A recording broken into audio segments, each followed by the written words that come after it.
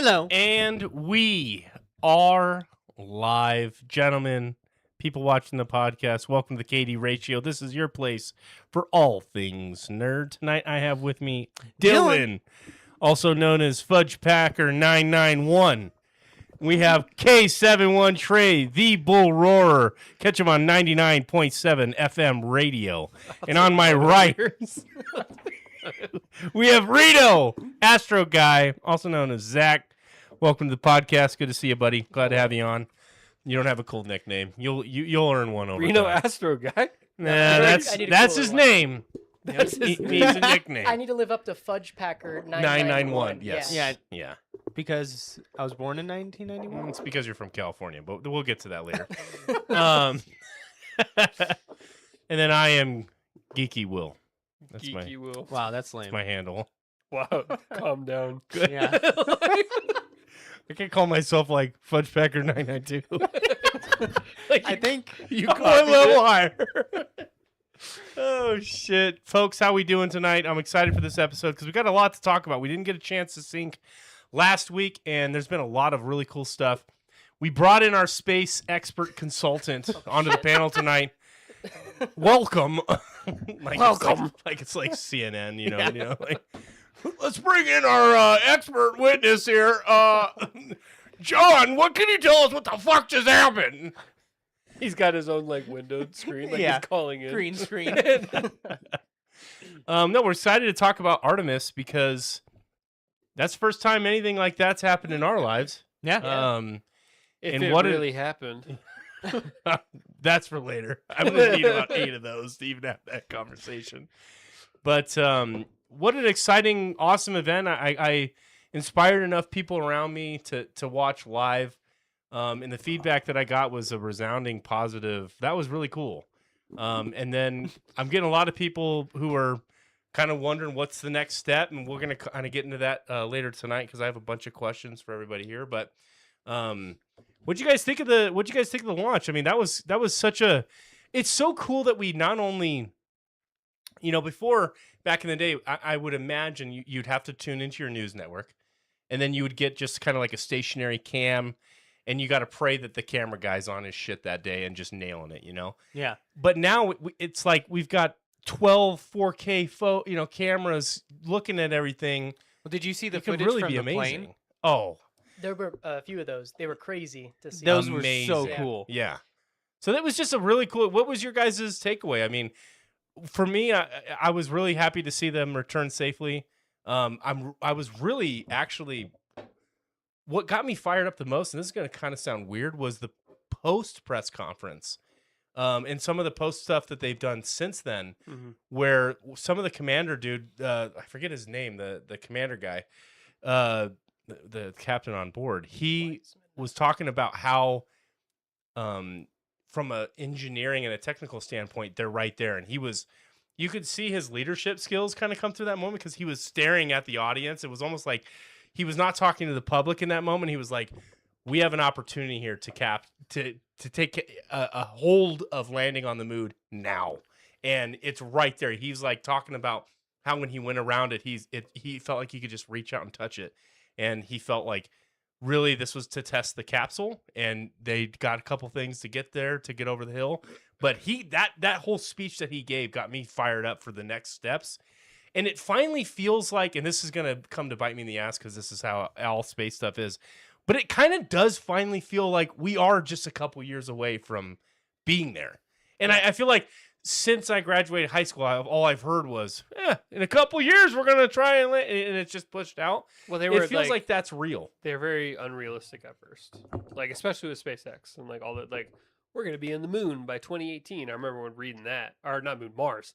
They're saying Mars by 2018. Mars. I remember even then being skeptical. Let me be clear, I'm not I'm a believer. But I was very skeptical about us getting to Mars by 2018. And then so even they've dialed back and well, let's focus on moon first.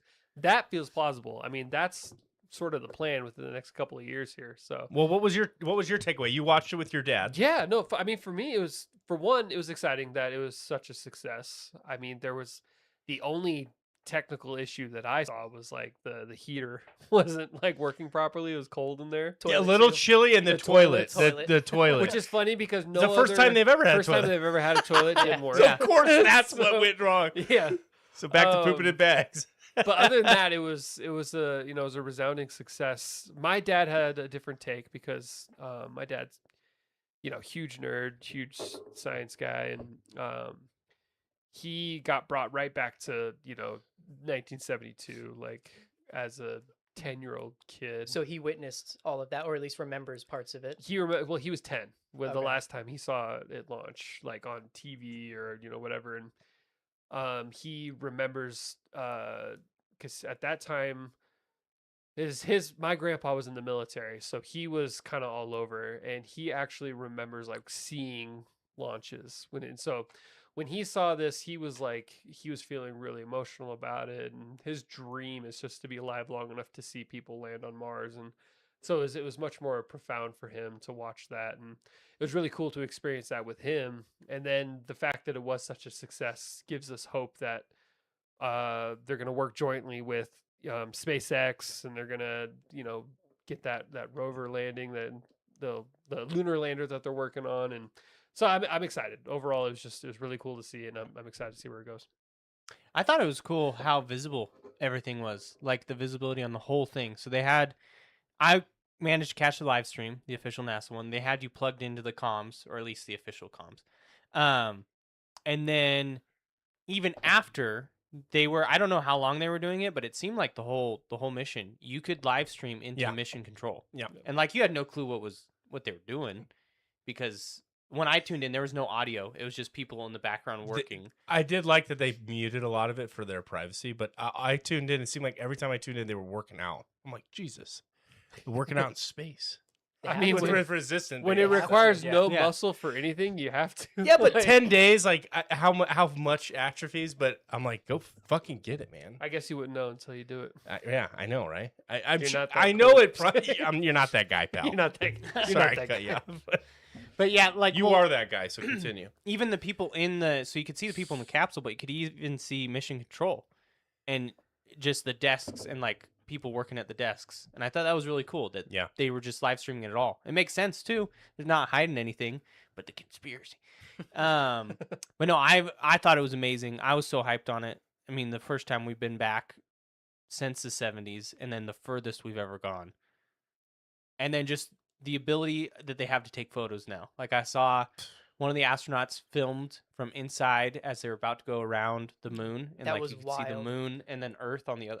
Well, having the Nutella. moon in the foreground, Yeah. seeing it like that was just crazy. Like, I couldn't imagine being in the capsule for something like that, and just whipping out your iPhone and being Yeah. like, "I got to take a picture of this." And then shit." you're about to lose sight of Earth. yeah, it's crazy. And they go dark too. Yeah, that's what's crazy to me. That to me, there should never be a downtime in communications with Earth. I would have thought that we would have just like we have geosynchronous satellites here. I would have thought we would have had geosynchronous satellites already in place in the moon, to where you could, so that way you could use telemetry or whatever to bounce your signal off of that to then connect to Earth. But they still go dark just like they used to for however 90 minutes or whatever it is that they're totally blacked out. It is That's gotta be crazy. interesting. One of Dude, the things I saw a lot that was totally disconnected. drove me nuts every time someone commented. It was like, "Why is there light on the dark side of the moon?" I'm like, It's not the dark side. it's the far side for one. The stupid Transformers, like, ruined that for a us. whole generation. Yeah. Because we're misinformed. covering up. For two, I was like, it's locked. It's tidally locked with. Earth. Yes. So like, obviously, it at certain points that side of the moon will go towards the sun. It's not But like, why? Dude, it is the shit that people, and what I immediately love is because of their ignorance, they just go doubt. Yeah. And it's like, maybe just ask a better question, you prick. Like, you live in an age where you're 4 seconds from a quality answer. You trust AI blindly and information blindly for everything else.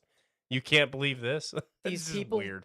don't want to be a part of the mainstream. They want to feel special. Yeah. They want to feel like they have some sort of hidden knowledge. That's why they gravitate towards that. It's sad because the real part is cooler than shit. Yeah. Like Yeah. it's just we have these capabilities, we have all this cool what used to be considered sci-fi stuff, and they're just like, nah, We don't were talking exist. about it pre-stream, and we don't need to spend a lot of time on this because it's just annoying. But it would be harder to keep a massive conspiracy going over 50+ years across the globe. across the globe. We're talking tens of thousands of people across all of the countries in the world. It would be harder to pull that off than it would be just to go there. Like Yeah. it's crazy when you think about it. Like if the thing is like if the US faked it, like don't you think that Russia would make it their entire life's purpose to expose us? Like all of our enemies? Like it doesn't make any sense. And then I brought that point up and had someone tell me they're like, well, they're in on it too. And I'm like, oh, okay. So then, I guess how can I argue that? You know? And for what good? Yeah, for what reason? Like, yes, How does- humanity's great. How does that Let's all lie to everyone about but how yeah, like great Russia we would be like, yeah, we'll help you lie about this to make you guys look good. are. Yeah, that's never happened. So what do you think of the live stream, Zach? Oh, it was I was very emotional, like your dad was. Granted, I wasn't there for these last generations of spaceflight, the Apollo missions, but it's so cool and inspirational Yeah. to me and to our generation that we're doing this again. And when I think about it too, uh, it's crazy because going slightly back on like, oh, we haven't gone for 50 years, we lost the technology type of things, right? People fail to realize we were early to the moon. We were extraordinarily early in the 60s. Going to the moon and doing what we did as many times as we did was fucking wild with 1960s and 70s technology. It's like 56 years from like when flight was discovered. Exactly. Yeah. It's Like something ridiculous. Yeah. we were incredibly early, but now we are at a point where we've built the ISS. We've done so many different studies and we're ready. And like Kyle said, I truly feel like we're years away, maybe less, from actually being on the moon and starting a lunar Yeah. base. I am disappointed that Gateway is no longer a part of the mission plan. But Yeah. overall, with Artemis, I think it's such a cool thing for us to experience for our generation and to be inspired. Like, oh God, what was it? It was I saw tons of stuff on like TikTok and Facebook and social media. Women have not really had any sort of like super inspirational figures to look at, especially with STEM. Like that's pretty male dominated field and still is today. Granted, it's getting better, but like it's so cool to see these young girls like watching the live Just stream, have or people they can be watching, inspired by. Yeah. and This was- Christina Koch, Mhm. Koch, whatever her name I is, believe it's pronounced Coke. Coke. Coke, Okay, yeah. I think. Yeah. and having that figure for like again our generation, not just for us being young, but like for women too. I think that's super. She's cool. a fucking stud. Well, too. I know, right? And it was 3 firsts. So first woman, first person of color, and first Canadian. Hmm. Yeah. Well, we could do without the Canadian. Airlock. You're the first to go. Yeah, I mean like black representation too. Like Yeah. Yeah. that could be huge for like a young up and comer that likes to see themselves, Yeah. in that. In 1972, the last time we went to the moon, or was it 74? Early 70s. Think- Last time we went. Do you know what it was? 72. It was 72. Yeah. Women could not apply for lines of credit without a male cosigner, whether that be a husband, family member, Or a house if I any yeah, just a credit. mortgage. A Yeah, credit, like, a it's mortgage, crazy. yeah. Also known as the good old days.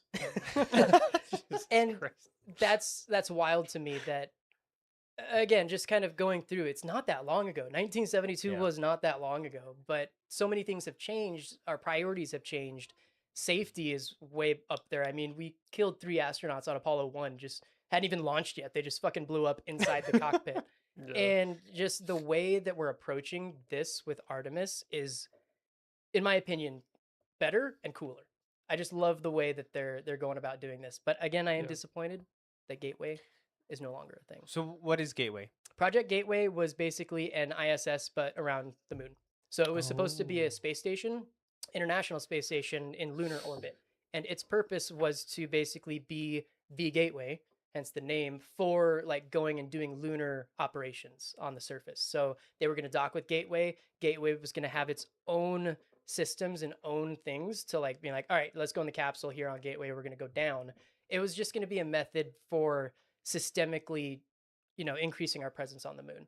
I thought that was such a cool and very unique way to go about doing that. That's so fucking sci-fi too. Yeah. Like that's so Exactly. cool. And Like having if that people worked. up there like we do on the ISS for months or years at a time, and just having that presence, and that would solve a lot of the communication stuff too if we have a constant like stream of data going around. But it is slightly saddening. It's not saying that that's never going to happen in the future. I've seen some criticisms as to why, like, that being canceled from figures in like NASA, and maybe they're just pushing like the agenda or whatever. But why canceling that is actually a good thing, because the project strategically, with what its goals were, didn't kind of structurally make sense for how a moon base might ultimately play out. Because you go from, because basically the idea is you would just take materials directly to the lunar surface. You wouldn't kind of stage them in this cramped cockpit.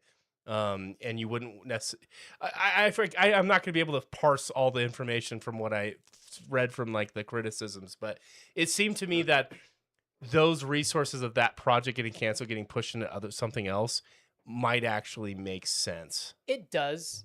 From just what I loosely read. A lot of the benefits of Gateway weren't necessarily tied to the direct mission. So that makes sense. Having Gateway up there would have been a fantastic opportunity for various research studies, aside from, being active on the lunar surface. Like, how does human life, or how does the human body act or change over time outside or more outside of the Earth's magnetic field, for example, in like long-term scenarios, which would be useful for going to Mars, for example. Now, we do the same thing on the lunar surface, obviously, but there's overlap.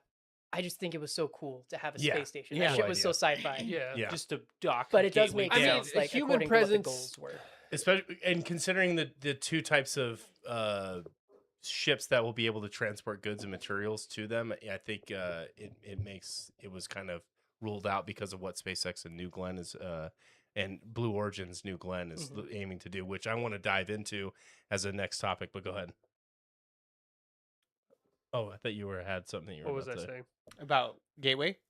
How cool it was. Oh, Sci-fi. sometimes it's cool just to like do things, like, and there's always a benefit because there's always some kind of like side effect of whatever it is that you're pushing. You learn something or whatever. No question. But I think it was Neil deGrasse Tyson actually said, like, if we're being honest, most scientists would agree that it's probably more beneficial just to like send rovers Go down. and like humans don't even really need to be there.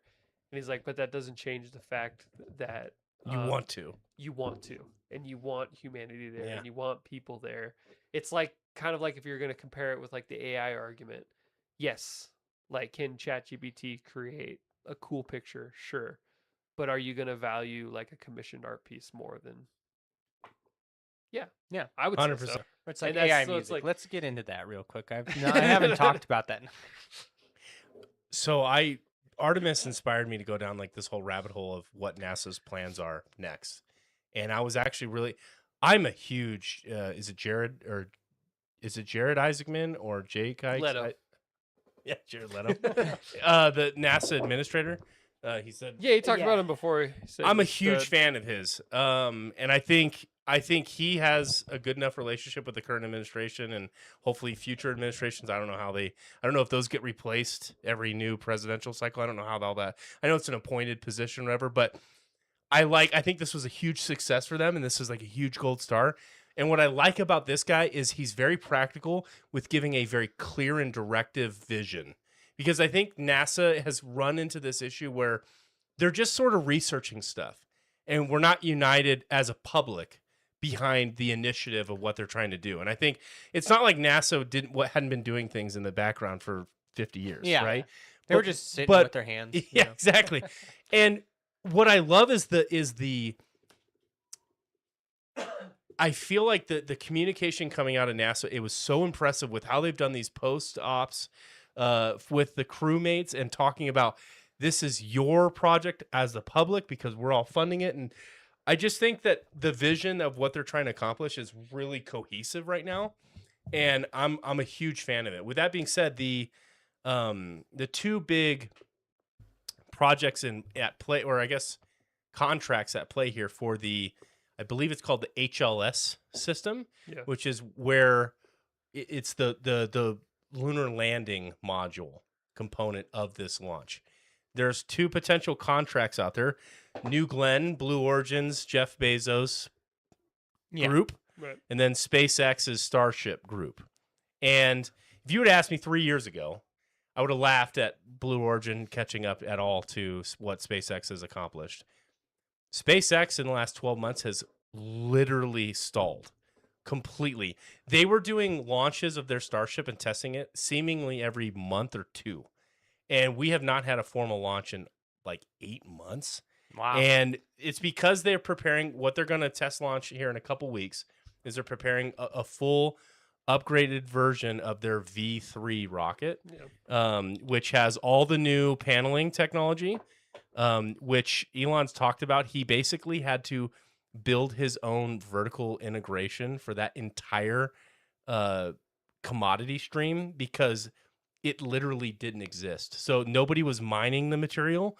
Nobody was crafting and building the material in the way that he needed, and no one was selling it to him. He had to literally build that entire commodity stream, which is kind of wild to think about. They had to like create an industry, and it's because it's this specific type of glass. It's like sapphire or something. There's some kind of that's what because the panels are meant to go up and down like all the time. It's not just like with what we just saw from NASA. It's a heat shield that's a one-time use. Yeah. Before they have to like seriously doctor it up. So these panels have to be able to withstand some serious shit. So there's a lot of engineering that goes into it. So they've built all these other old starships. They've launched a few of those, and those are the ones they blew up and stress tested. That was all part of the plan, so to speak. This is going to be the first launch of their new version 3 with all the V3 Raptor engines. And so this thing, if it works, this is going to be like the workhorse where it can haul some serious heft to the moon. And I want to talk to you guys. I don't know if you guys have paid attention to what New Glenn from Blue Origin offers versus what SpaceX's Starship offers. The vehicles are basically completely different. Way different. And the vision for what they're trying to accomplish is completely different.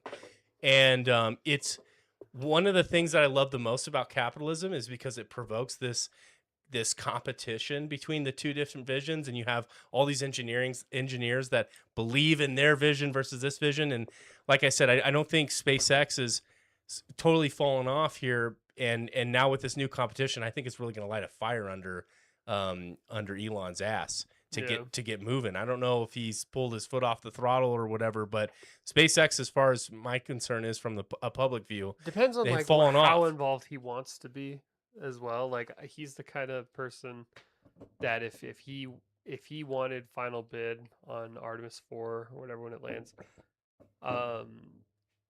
he has the power and the resources to do it. Elon, like SpaceX in general.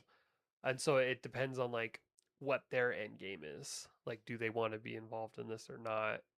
But it's funny that you bring up like Blue Origin because agreed, like it was kind of like everyone made fun of them compared to like, everyone else. With like Katy Perry and all that.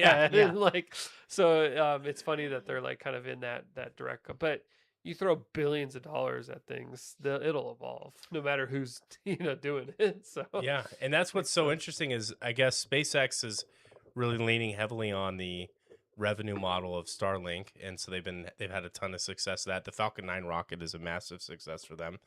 But Blue Origin, from what I understand, is I don't even think they have a single revenue stream. And maybe they do some satellite work or some contract stuff, whatever. But basically, Bezos just like, here's $50 billion and let's see where it goes. Yeah, and basically, more. let's just spend and do what you need to do. Like there's no like finance people or what, they're just it's like a charity, you know, The that revenue stream fully is funded Amazon. charity. Yeah, Yeah. exactly. Yeah. Yeah. And so it is. I Amazon love is just seeing the Amazon. competition. It's not like Elon's all his stuff is like compartmentalized. yeah. You know, they got like SpaceX, Tesla, and all their other like subsidiaries that and Amazon is just Amazon. That's literally all. I mean, right? I mean, there's what else is Amazon is Amazon Web Services. They Yeah. do AWS, which is like 80% of the Prime. internet. but it's still like I don't feel like it's as compartmentalized as like what Elon does. Yeah, because you have X. oh, SpaceX, definitely Not not. even Yeah, close. Tesla. no. yeah. Yeah, Elon's in everything. He's like that, other guys movie. We're Wendell Global. We're in everything, and we're gonna continue to be in everything. He just does everything. But it's interesting to see the wildly different approaches. And Starship to me is as a space fan, it is more of an exciting vehicle. I think New Glenn is a more traditional space variant. Like what it would be what I would think of as a space, lunar lander. It's an Apollo style. Yes, Yeah, one. it Thank is- you for that. yeah. Yeah, that's exactly what So- the vibe I get from that. What's the differences?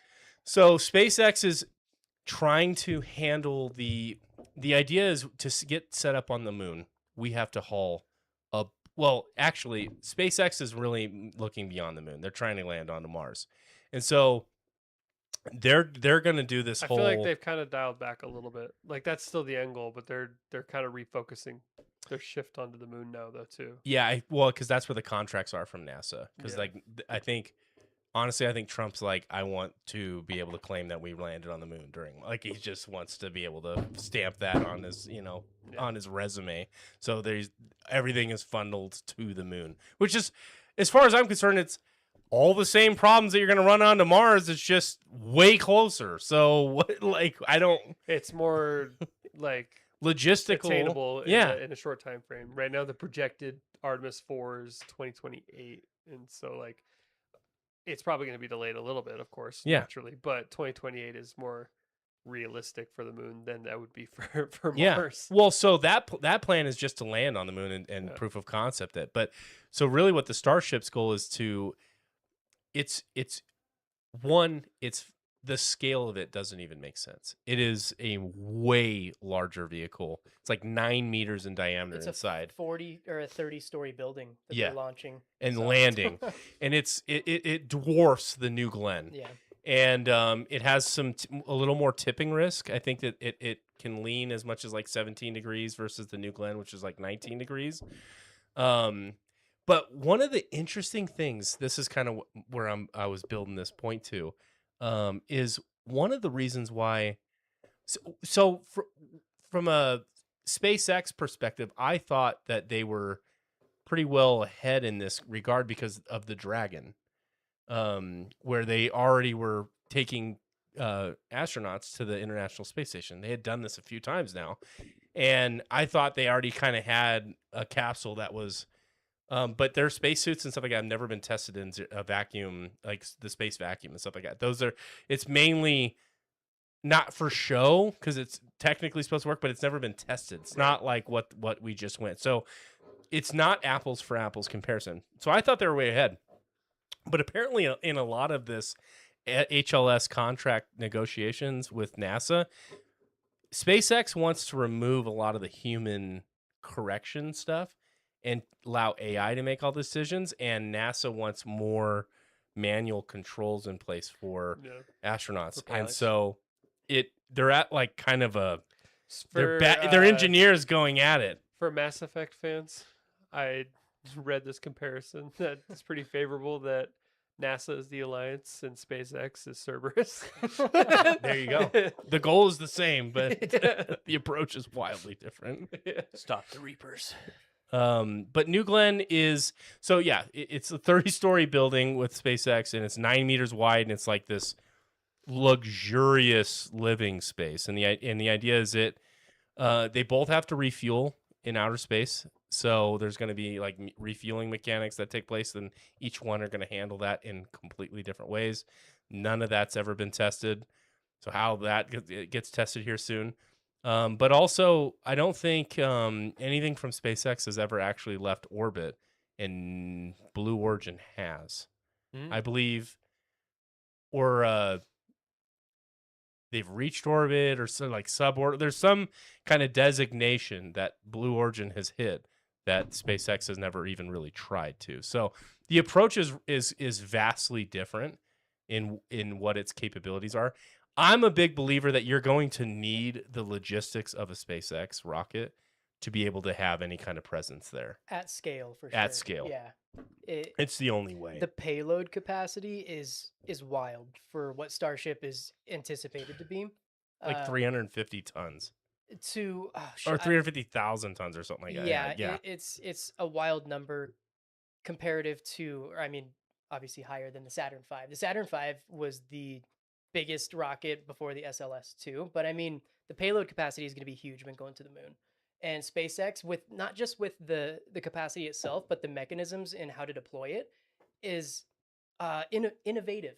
It's not Apollo style. No. Like the old ways of doing it, and that's what I personally like about SpaceX too, is that It doesn't they're feel pushing. familiar. It doesn't feel familiar, and they're pushing the boundaries of engineering.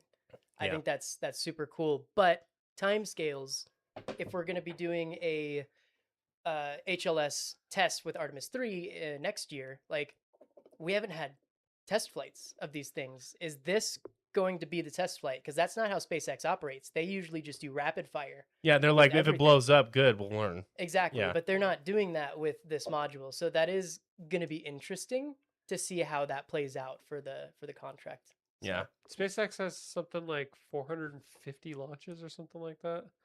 Oh, of the Falcon 9, I believe it. Yeah, Yeah. between Starship and Falcon 9, it's something like 450 launches. Yeah, I mean, they which did is- like 100. I think they did like I don't know how 200 much- last year. Or I don't know something. how many Blue Origin has had, but it's not nearly No, on this. So, totally like, different purpose. They just have like Blue Origin is much more. They're being much more methodical in their approach, and SpaceX seems to just be like the only way to learn is to do. Yeah. And so they're just doing it. And they're just Which- sending- so that is weird that they're that's not doing that. how that's Yeah. that's not what they're doing, because that's historically what they have. been Yeah. doing. And I like that approach because you solve two problems as far as I'm concerned when you go that approach. One, can you rapidly manufacture these machines, which is crucial to building consistency and quality, and just being able to keep up with the demands of what's to be expected. And then two, you get to learn really, really fucking fast, right? So that's pretty cool.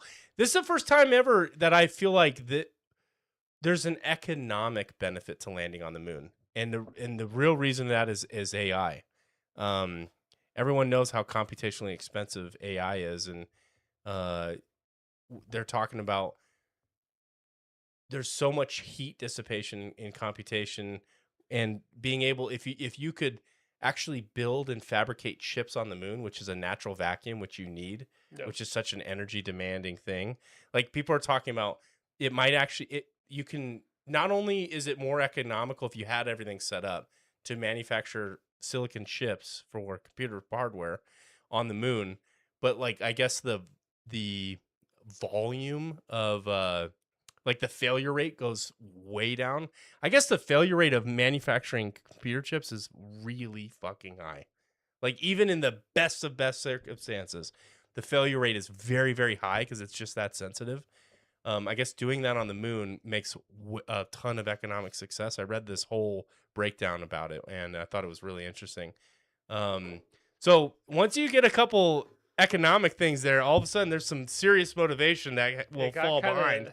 It got kind of memed, but there was like I don't know if it was like an official statement, but it was like something attributed to Jeff Bezos talking about like why he's pushing as well now for like space travel, and he talked about the economic benefit of having millions working in space. And talking like it just made him seem like this, Yeah. like that's Dominating, yeah, what he envisions exactly. is I will like have an a army. workforce that like Amazon becomes like yeah, Wayland Amazon Yutani like yeah. from Alien, just Yeah. this megacorp that's everywhere. And that's sort of like what he I mean, I could said, actually see that.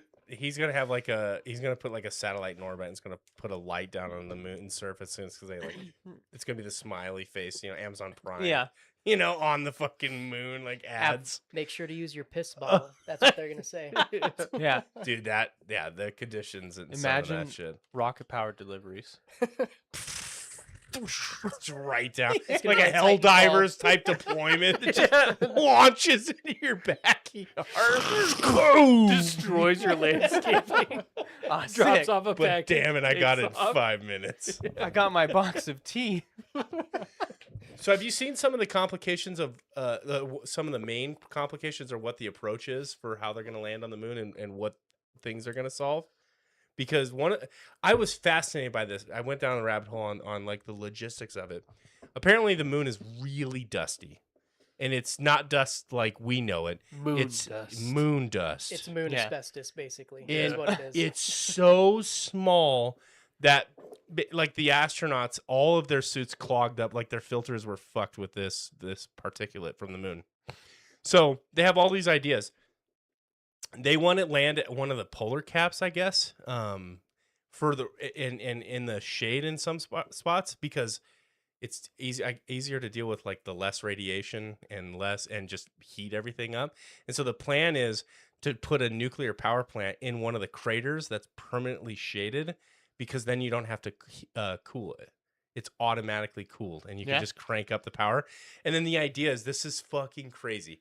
The idea is to mount a bunch of lasers and just nuke the surface of the moon with these lasers and turn it into glass. That is crazy. Just like all these like shards of like melt the sand, this dust, and turn it into like this glass and that you can Glass. It's more It's like now easy an manageable. unlimited resource. The moon. Moon glass. They So we wanna- look at the moon and it's like see through. No. Yeah, it's like shimmering. Oh, the moon gets a glitter The upgrade. core is completely turned into The glass. moon got a DLC update and it's got a glitter It's pack sparkly now. now. It's got a new skin. But how crazy is that? Like just literally hitting it with lasers to build like glass roadway and stuff, just so you can manage the dust. I feel like that's pretty far future, but it's Yeah. the crazy thing is that shit's possible. Yeah. They're also wanting to go by or land at the poles too, inside of one of those craters. There's water ice Yes, there that's as one well. of the big So things. like yeah. resource wise, it makes sense to be Right. near that, especially if we're making a long term presence. So Is it actually water or is it CO2? It's water. It is water. Water ice. Yeah. Frozen Water ice is fucking everywhere, dude. Huh. Any rocky moon in the solar system is gonna have water ice. Hmm. So Which one? It was It's running water. one of is what you Jupiter's have to have, moons. huh? I forget which one. Europa. Maybe Europa, but it has an ice mountain that's like 3 times the size of Everest, and it's all ice. Like there's completely all the way through. Like, Jupiter's got some weird. that's crazy. How many? And the reason is because of Jupiter's like intense gravity pull.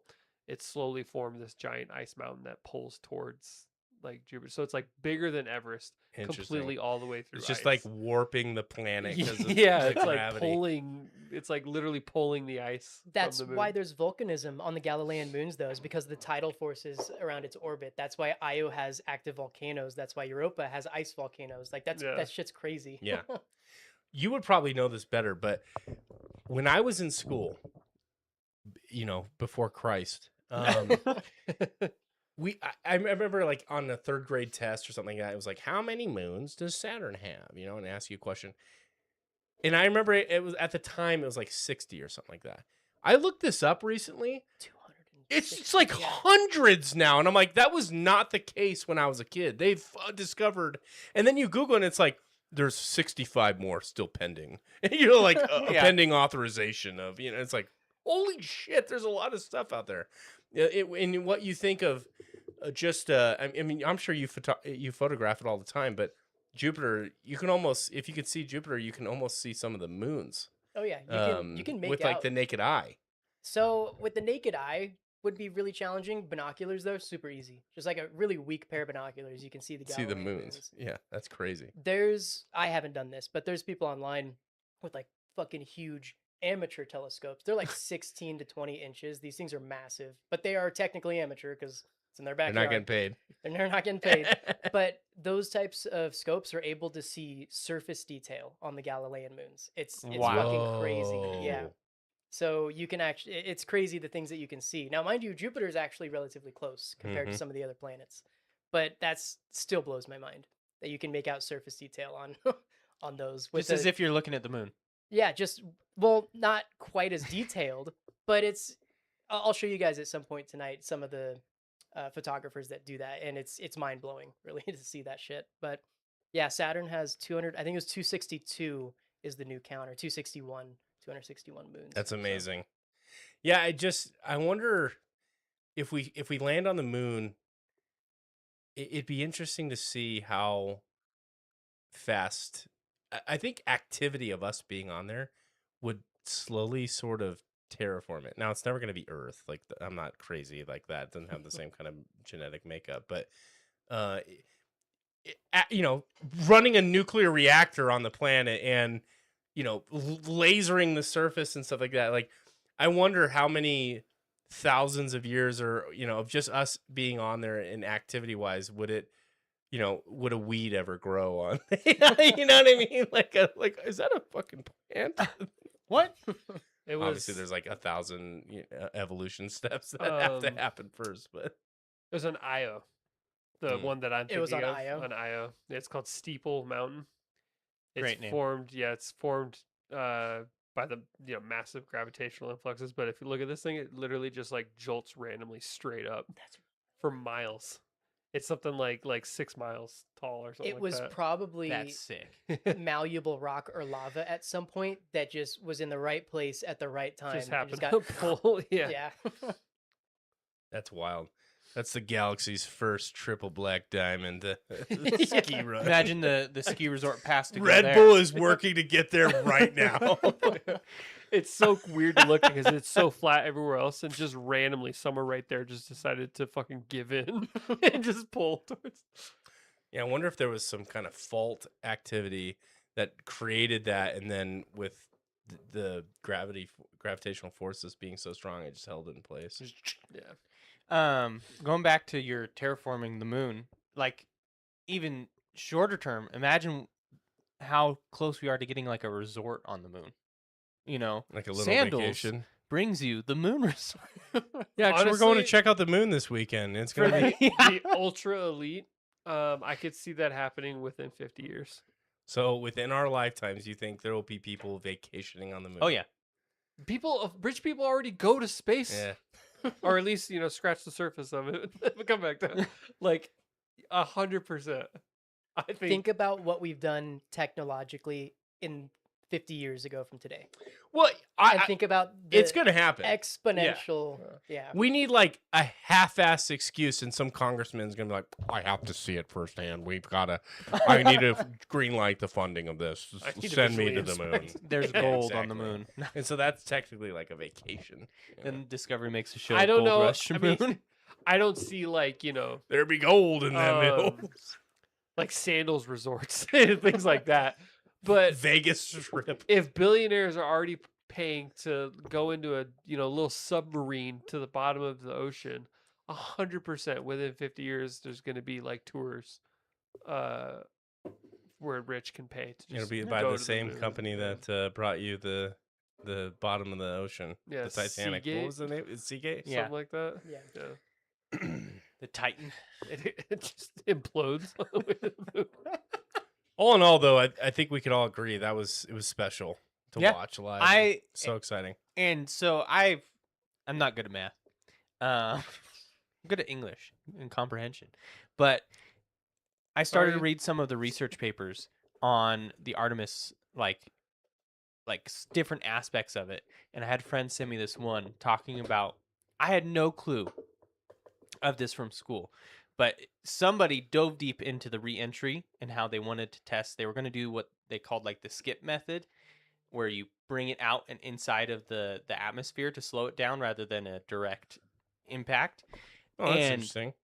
And then on top of that, I was reading that the reason, like what happens for that heat shield, is there's such a compression of the air in front of the capsule that it turns into plasma. And that when I read that, it blew my mind. I like trying to comprehend that you could compress air that much. Isn't that what that happens the moment you go above the speed of sound, right? Yeah. Yeah. And so I never knew that's why. I thought it was just heat. Like I never understood why the air friction, what it was actually doing. But now I know that it's physically It's turning the into plasma. it's the atoms smashing into. They don't have a chance to They vibrate can't around. They can't get out of the way. in fast enough. They're It slamming capped out into at it. what? A little over 25,000 miles per hour. Yeah, It's insane. cooking. But Insane. they couldn't do the skip method. When are bullet trains gonna Have heat shielding on it. The skip method didn't work. Fucking New York in 10 seconds. just paste by the time you get there? There's no inertia dampening. You just It's yeah, you're going so fast you have to go around the world like 3 times just to slow down. But the skip method didn't work. And correct me if I'm wrong, if you know, Zach. It's because there was the heat would allow like stuff inside of the heat panels that would then expand and crack. Whoa. Say that one more time? Gas Gas. inside of the blade of shielding. So it would expand that, and yeah, they were seeing cracking. So they So- couldn't do that skip. Because gas would get inside of the heat panel because of them skipping in and out. Because it would heat up, cool down, heat up, cool down. And what you want is just one time heat up. Well, they And they that's figured it? out that the gas would cause cracking, and then it could potentially lead Yeah. to break. Wow. How do you test that? They did on Artemis 1. That was the test. Oh, that was the That test. it was an okay. unmanned test. Okay, got it. Which that was the reason why they changed the descent profile for Artemis 2, was to account for that. But this was they're doing a new design for the heat shield on Artemis 3 Plus because of what they found with this. So 'Cause as they're a going novice, back to the skip is what they want to do. I feel like we've solved the heat shield problem because we've entered the atmosphere multiple times. I mean, they entered at 25,000 miles an hour. They lit on fire, and then all 4 of them got out safely.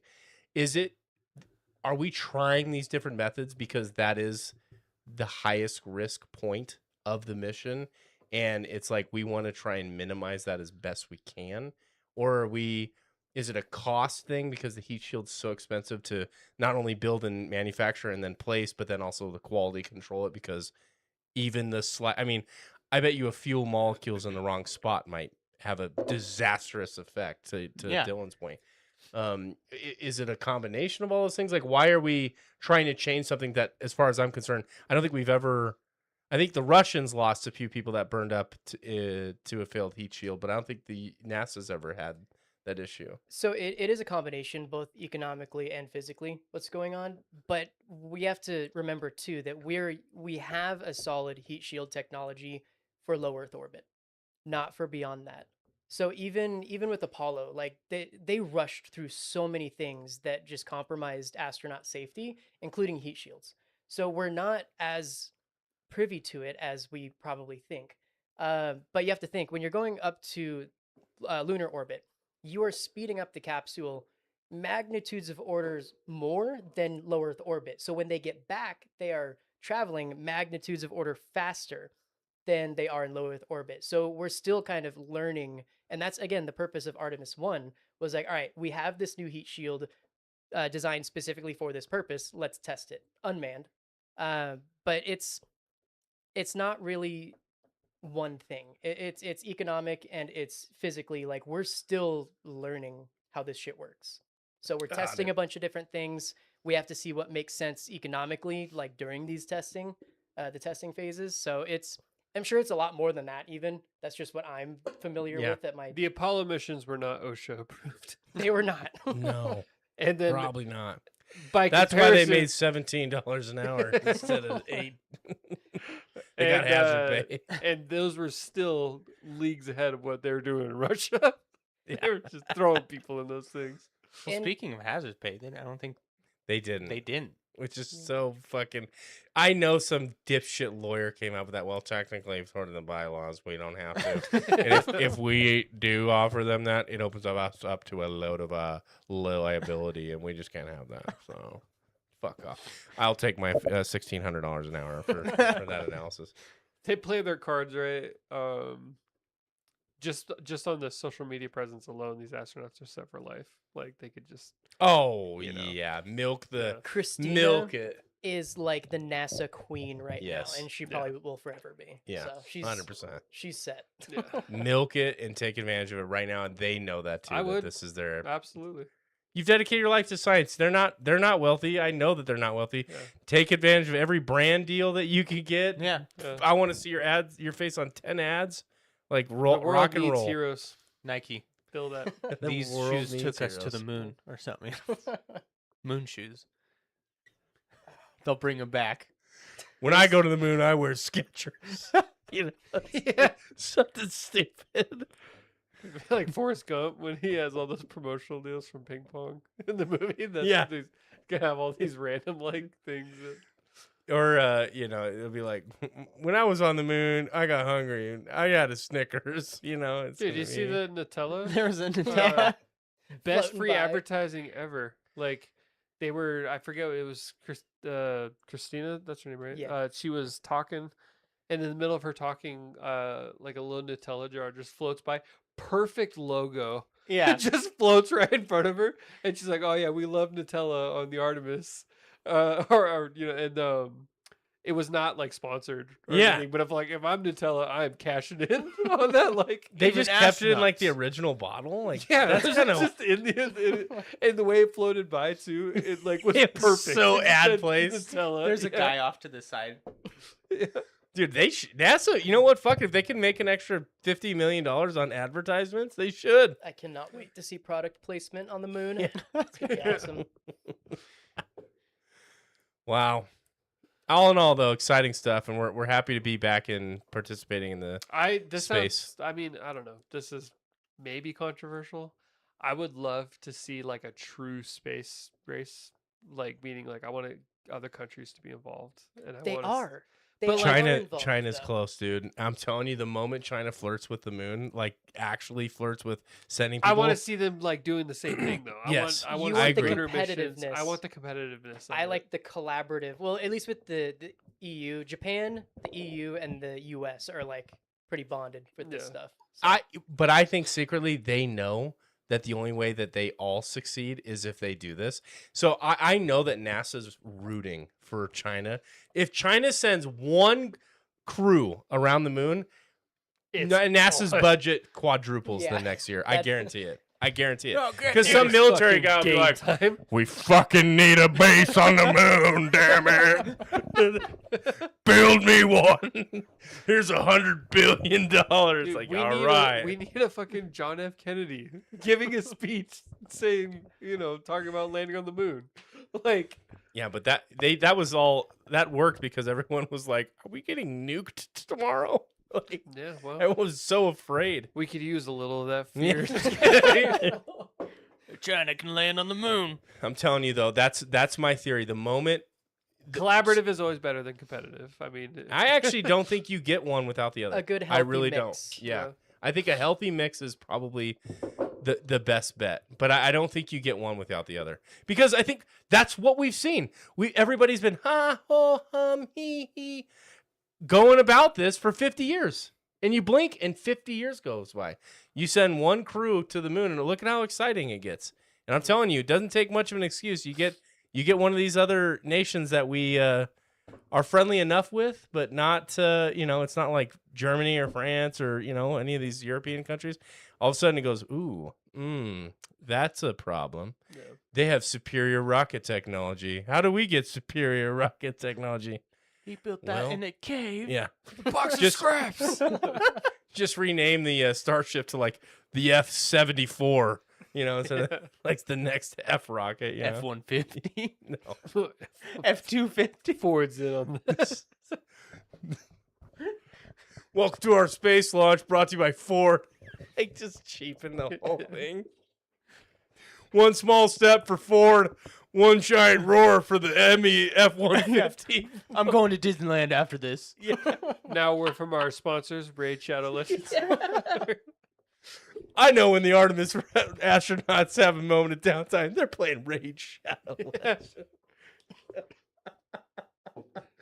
This live stream brought to you by man. Squarespace. It's so true, dude. I bet you NASA could have probably made, I don't know, like how many did the ratings come out on this? Have you guys read anything about the ratings? It had to rival the Super Bowl.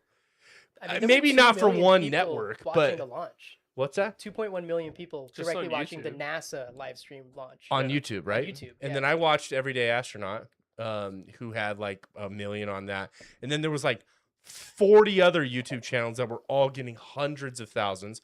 And then I can only imagine network cable because it was on every single channel. Mhm. The ratings had to be at or above Super Bowl. I mean, everybody in the world has seemingly watched that. So Dylan's looking it up. So What if he was like, no? I'm like, actually, no. No. according to like Google, over 18 million viewers. No. Yeah, 18.1. No. 18.2. 10. the total in-game advertising for no way. That's crazy. This is insane. This is so gross, but amazing. This But amazing. The total in-game advertising revenue is $500 to $600 million for the Super Bowl.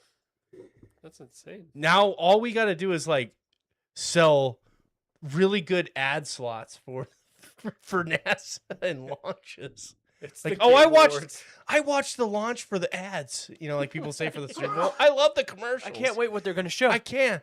It has a halftime show. There's like E-Trader's four doing another more. baby one. You know, a baby rocket Did scientist. you catch the Budweiser, the Artemis Yeah. commercial? Rihanna comes out pregnant. Yeah. How many viewers for the Super Bowl? Yeah. 100 million. Nice. I, Close. okay. I don't believe that number 18 million. I don't believe it. I really don't. That's way too low to me. That's so Super Bowl is worldwide. What's the worldwide count? Was that just US you were looking at, Dylan? Let me see if I can. Let's see. How many people watched the world? Yeah, across. 18. I just have a heart.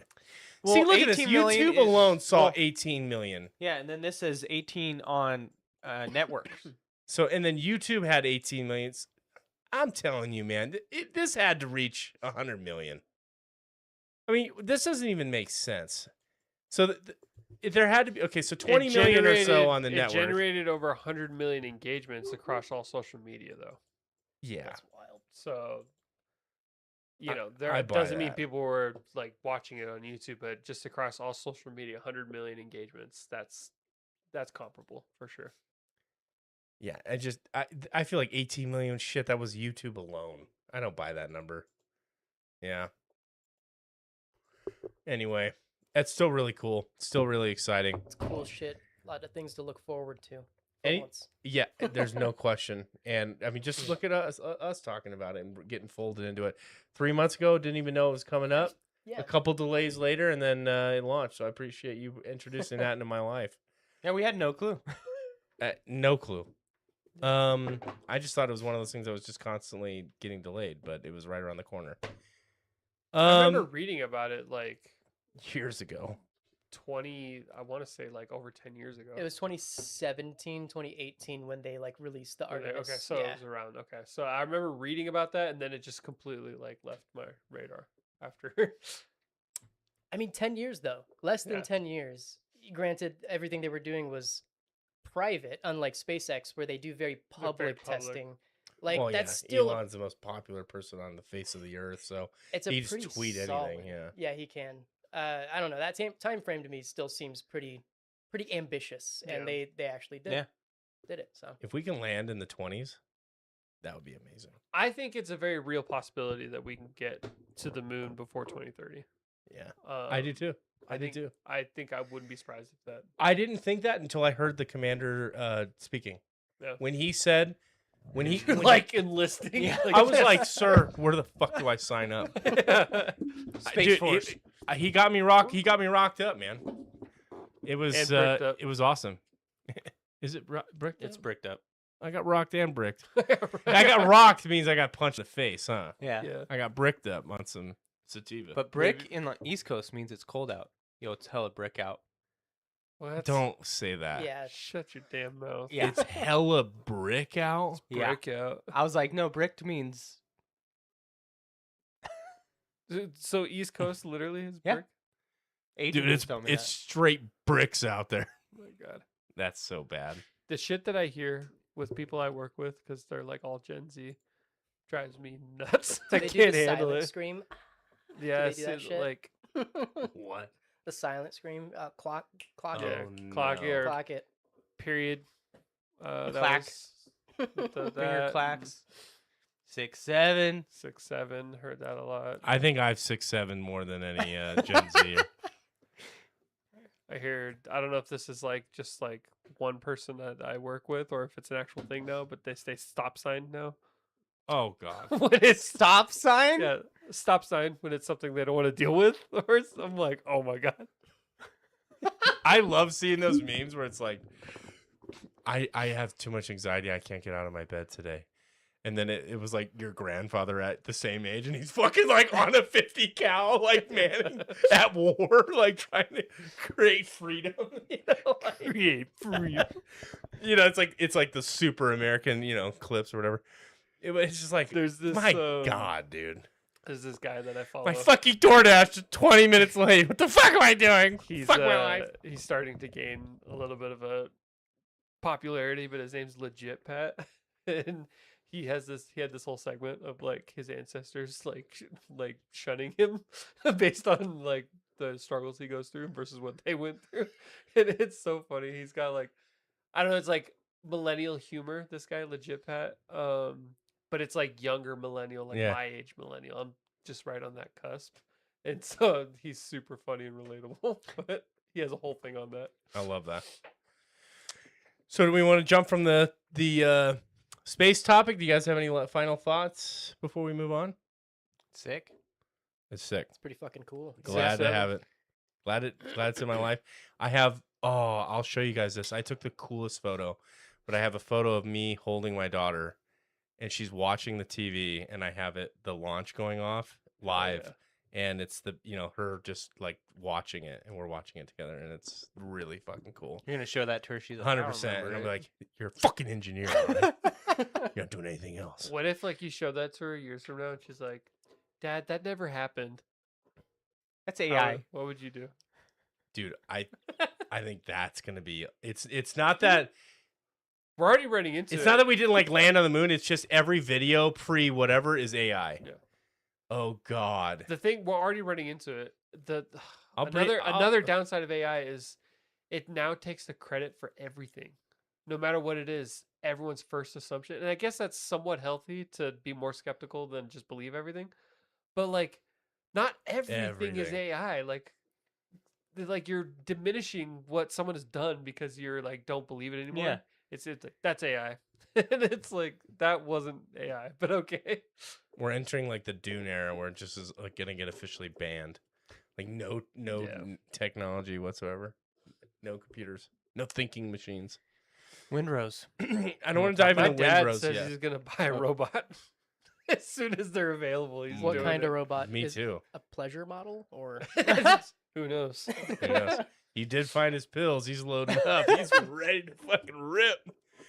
I'm buying a robot the second I can. Like, and it's within my means. If it could benefit my life, like it cooks me dinner, it could clean the house, it can do laundry and stuff like that, and mow the yard and just do like the basic stuff, even if it's not even that good at doing that.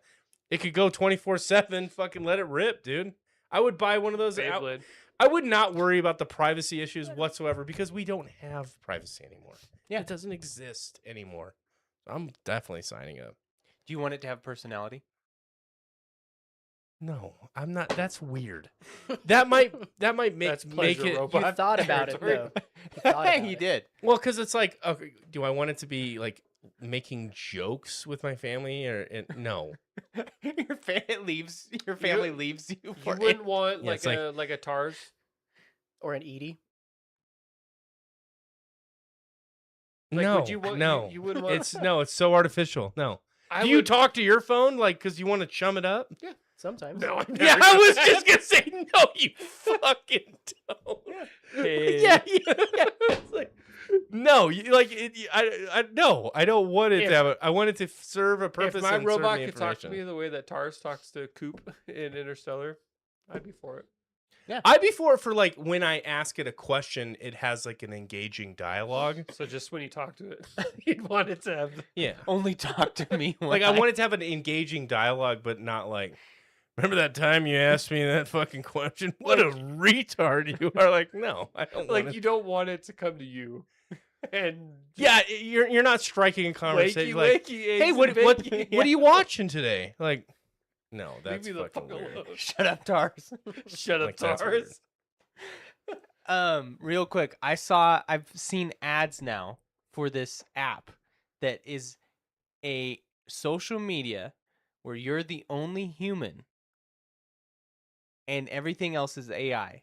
And you have to see how long it takes before you notice. No, people. I don't know why people have it. Ego boost, Are they? Oh, like I have 1,200 followers, but it's a fake app. and everybody engaging with you is fake. Oh my god, that's kind of genius. I can't believe I didn't think of that. kinda But it's sad. also super sad. Yeah, It's kinda, I've never heard of that. That's Oh crazy. my god. yeah, it's weird. that's actually all your followers. Oh fuck. Thank God. I want fake followers. Then download this app. That's today. effectively the same mechanism what It's we're going to talking about contribute here. heavily having to like that conversations. Matrix syndrome when people start thinking that they're in simulations. Well, yeah, they're like, well, wait, they built Yeah. this. Who's to say we aren't I want already living? all here? of my doing it friends now. to agree with everything I I'm a ever say. battery. I've never had a wrong thought in my life. I think that is extraordinarily unhealthy, and I don't think Oh, that yeah. anyone should participate in that. But That's so narcissistic. To like build a play space for yourself, knowing it's everything about that's so gross. I want to know the name of that. So if I hear somebody say that, I'm like, you're He wants to know for science. Yeah, science. he's not gonna download it. back to Gen Z talk. I also just found out that narc doesn't mean like cop anymore. It means narcissist. When people say, "Oh, they're a narc," That no, that's not right. Whoa. that's That what they're is- saying. That's Nurse. what Should be Gen narc, Z. not narc. They're saying narc. Hmm. All these Gen Zers, they're saying that person's a narc, and I thought they were saying like, oh, they're like ratting, they're like tattletales, or they're a cop, or whatever. But No, Dad. a narc doesn't mean that Wow. anymore. It means narcissist. Did you tell them that they're wrong? I did, and Okay. I just got made You're a fun of boomer. for being the old guy. Yeah. You know, so You're a boomer. How old are they? Anywhere from 19 to 27. Oh, that's not even that There you young. go. 27. Aspect Yeah. AI only social media, and it has been downloaded. How many? Well, it's number 146 in social networking. Thank God. 5.9 thousand ratings, but that's just ratings. So that's probably Are 100,000 those downloads. also fake ratings? Yeah, I mean, Ooh. can we believe? Potentially. People seeking bots to validate themselves. It's That's crazy. I want to go back to your age limit you just Yeah. gave me. 27 is considered millennial or not millennial? Z. Gen Z. So 1996 is technically the beginning of Gen Z. I'm thought it was not. 95. I'm not a fucking Gen Z. I will No, say you're that right, right now. You're right. 96. 96. I will not associate with those. So people. there is a massive difference. Is Like, it so for better to be a instance- millennial? I would rather be a millennial. For instance, I'm a I millennial. identify as I a barely millennial. make the cutoff. The beginning of millennial is 80. I'm very different from someone born in 1980. It's You like know, a blend. So like, I am way closer to Gen Z than I am millennial. you think so, but you have No, some of the I'm most boomer 100%. mindset. My whole life is online, dude. I don't know. Like, I definitely have boomer mindset. Hang- There's no question. Hang out with Gen Zers for just like a week straight, and you'll realize how not Gen Z you really are. Yeah, 81 to 96. 81 to 96. Okay, but is there overlap? Like 81 to So 96 if- and then yes. 96 to Because I'm also 95, so I was the year right before. And like, I can say that I watched Mr. Rogers, but I watched reruns of Mr. Rogers, right? But that is a millennial thing. Well, Mr. Rogers ended in like 2003, so you definitely. Yeah. Or like Blue's Clues and stuff like that. It's like, Mhm. yeah, I was little, but The I still remember it. Term millennial is that because the idea is you're becoming of age, so 18 years old, at the turn of the century. I was 6 at the turn of the century. I think. So you're I just not don't. quite. What? Let me look up the definition. I don't know if that's Oh, You're that wrong. tracks. You're wrong. That makes sense. What Yes. you just said, though. So like I just have nothing. Like Kyle said, I don't. I have someone born in 1983. Like I have nothing in common. I say that. Like they had wildly different childhoods. They could have graduated college and never had a laptop. That's such a fucking different world than what I grew up in. I mean, I had my first cell phone in elementary school.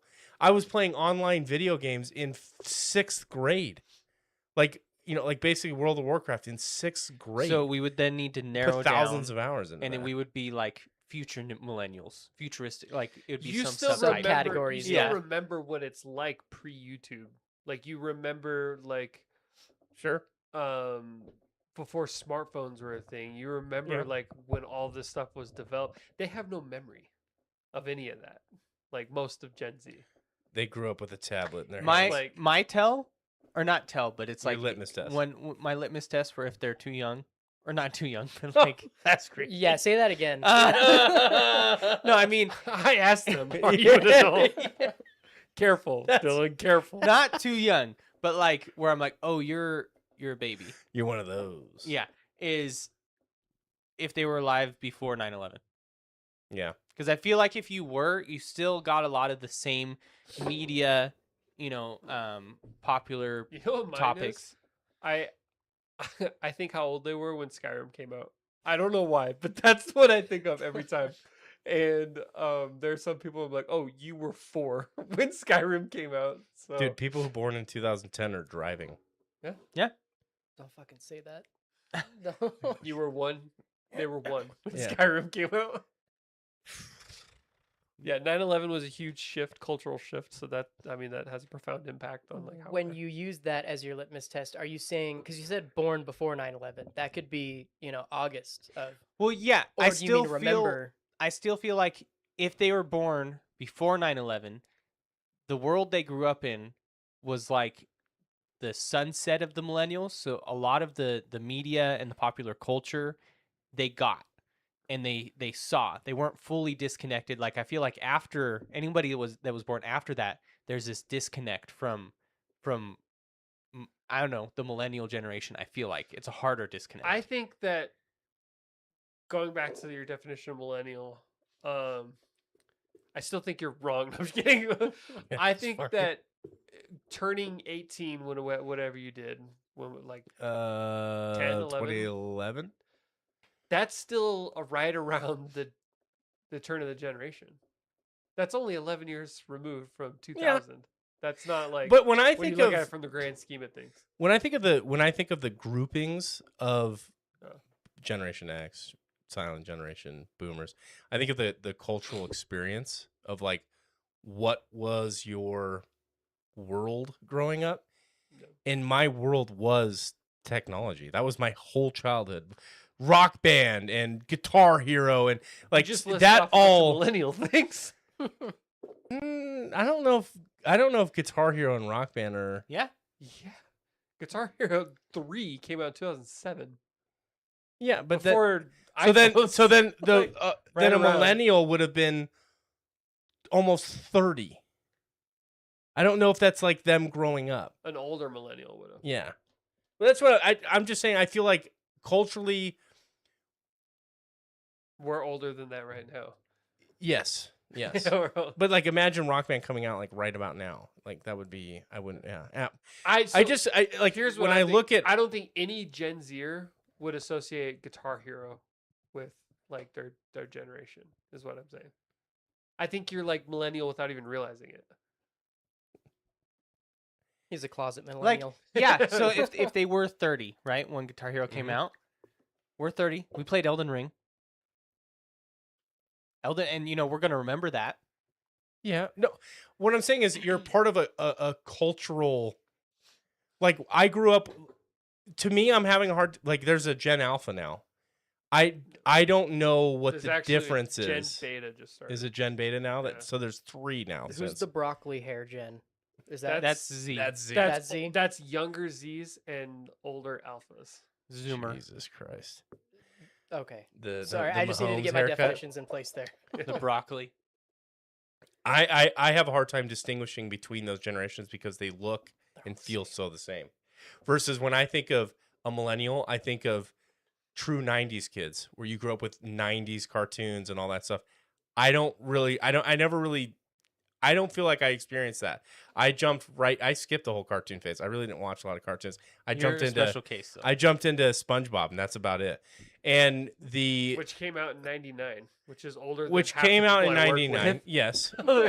But I mean, yeah. But when I think of like a millennial, I think of somebody who was outside, like riding those old school skateboards. Like that's what I think of a millennial.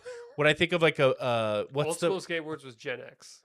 Gen 'Cause X that was mid mid '80s, and they yeah. were born in the '70s. When I think of them, I think 60s. of like Woodstock. I think of like the millennials Woodstock. no Oh, X okay. now. I was like, I think of the music. I think of them growing. Like I think of my dad, but like the music, like they were part of that whole era of kind of coming out of this like rebellious phase and stuff like that.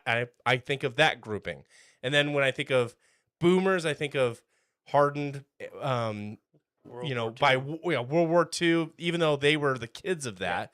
But they grew up in that kind of environment, that post-war modern world that was like really stable for the first time in history, and it was like the first time that I ever experienced it. Each There was like generation a surge. has 15 That like years. culturally, yeah. I just feel like, and I get that that's a hard line in the sand, Yeah. but to me, that's the date is almost irrelevant. It's what did you experience culturally, and for me, what I feel like what I experienced in my childhood leans much more to what Gen Z has experienced because of things I got, all the technology that I got in my hands, and how much I engaged with on the internet from a super young age. Isn't that what my childhood reflected was more Z than it was millennial, but it's in the middle. I don't think you've met true Gen Zers, though. I Like, get they're- 100% they're- what you're saying, and I don't really identify. Why? with- Because they watch shitty memes on I don't YouTube. though? identify with different. millennials that were born like I'm very different than someone that was born in 1981. Yeah. For sure. Yeah. Technically, we're both millennials, Mhm. and so I understand your argument 100%.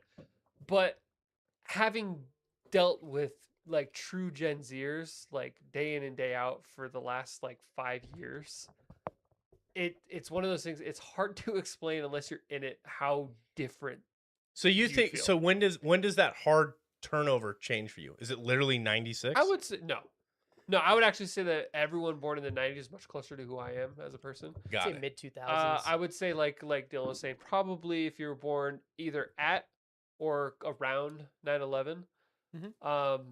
I would say if you can remember 9/11, like if you can remember it being a thing, an event, then you're probably very similar to me.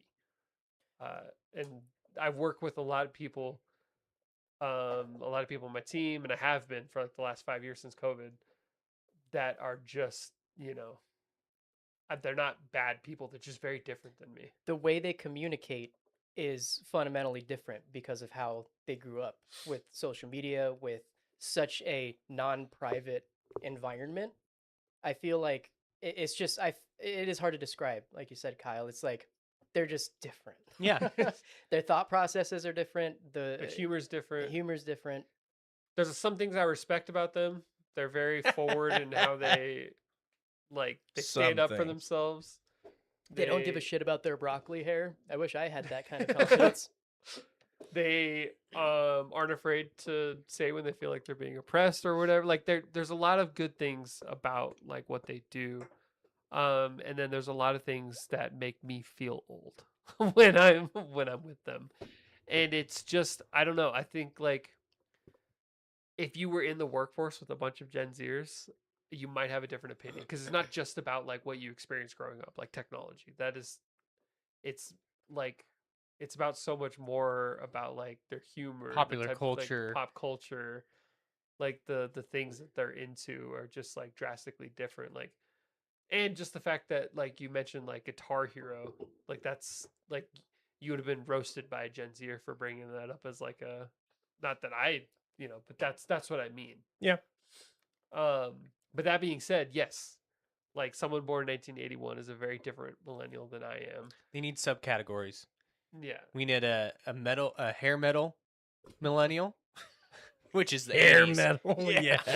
And then we need what would we? I call don't it? know if you Hair could metal have. is Gen X for sure. I was gonna say like Gen you've X. got to be an old soul millennial to Hair metal went out in like '88, so like Uh, an 8-year-old. A grunge millennial, grunge Yes, millennial. that's is definitely a thing. closer for and sure. then we would be like SpongeBob millennials. oh, no, that's a defining factor of my childhood with SpongeBob. Rugrats? And Nickelodeon and Cartoon Network. Yeah. Like my dad is a boomer by definition, and my mom's Gen X, and they're only a couple years apart. Yeah. So like, that problem is always going to be there unless they completely redefine. But then you run into the problem of too many categories. Like they start narrowing down to 5-year blocks. Well, again, I don't like to my point. I don't know if it's not a hardened. I don't think it's a line in the sand year or time. I think it's just more of like what your cultural experience was around that era. But yeah, Robert Pattinson says he's Gen Z. That dude was born like '86. Wow, Well, he's that's a just wrong then. stretch. It That's was a stretch. it was a Gen Z meme for a while. That Robert Pattinson was like, "I'm Gen Z," and she's like, "You're a millennial." He's like, "No, I'm Gen Z." She's like, "No, you're a millennial." Jesus, closer to the start too than the end of Yeah. millennial. Dude, this mic has been falling on me all night. Did you like loosen it? What is wrong with Get you? on it. Get More. up on it. You want to disconnect your mic while you? What? I don't want to hear you I'll let anymore. do it. Silence. One of the topics I wanted to talk about. This is a hard shift, so prepare your minds. here. Arg. No, it isn't. Is it Windrose? No, it's the other topic Oh. that I posted about, which is emergent player behavior versus game design. And I wanted to get your guys' opinions on this concept. So I've recently, I'm on paternity leave and I've taken some time off, and every day I'm blessed with an hour or two nap that I can kind of hop on and play some games if I don't take a nap myself. And I've kind of gone back to Dune Awakening and checked it out. And the game has completely evolved since I really was playing it last. They've added a bunch of content updates, and there's since been a bunch of developer updates on where they're looking to go with the game and what their approach is and how they're tackling certain things. And one of the interesting concepts that it's very specific how it goes in. One of the interesting concepts that they talked about was not the developers themselves, but this is like the community. The community feels like that we should never have been allowed to harvest spice. That shouldn't have been like in the Dune universe like this. That's the spice melange, is like the main thing. And it was curious to me that it's such a difficult job to be a game designer, to have this vision of how you want to create the gameplay loop for this game and for any game. And you have this vision, and then you create the game, and then there's like emergent player behavior. And I can see the vision of when they created this deep desert experience of, oh, you're gonna be fighting over sand, you're gonna be fighting over spice, and you're gonna have all these rockets and stuff like that. But then what it turned into is the emergent player behavior is really kind of like this toxic, pesky peppering of ornithopters shooting at each other with rockets, and it's a really great concept, like gameplay loop from a game design perspective, and I really even still today kind of enjoy it. But the vast majority of the audience hates the late end game phase of what Dune Awakening is. The core game is fucking phenomenal, and I would recommend it to anybody because everybody is like unanimous agree upon like that game being awesome, which is like well into the hundreds of hours of gameplay. But it's the late stage end game piece that from a vision standpoint is really great from a gameplay loop perspective, because it makes sense. It's thematic with the IP. It's really cool, but emergent behavior in like this online world makes it to be like this toxic, annoying thing.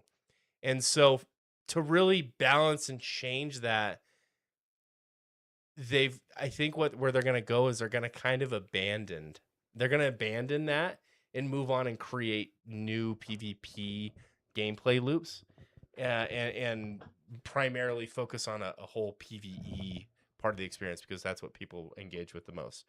And so I was just curious if you guys have seen or had any commentary on gameplay, like from a game vision perspective, where you can kind of step back and appreciate like a game that you played where you're like, this is a really cool concept, but in reality, it fucking sucks.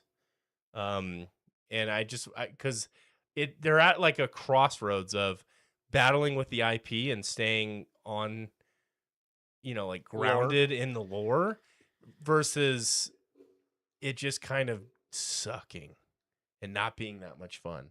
And I just wanted to throw that out there if you guys had any commentary on that or experience with that. Not really. That's a hard one. I honestly haven't been playing many new games. I'm much more of the kind of like I'll stick with what's good for me. But Yep. I can relate to some unique type of like kind of live service ish PvE games. So I don't know if you guys know Hunt Showdown, but Yeah, that dude. it was such a unique, and in my opinion, that's a very niche game too. Yes. I see a lot of people go into that and complain about certain mechanics or certain things with even the lore, even though it's not like a lore based game. But I they haven't fundamentally changed the way the game plays. They've adapted and updated based on player feedback, but I haven't really experienced going back to something like that and then having it be fundamentally different or completely changing paths like that. So that's a hard one. Yeah. I think this is the type of gamer I am.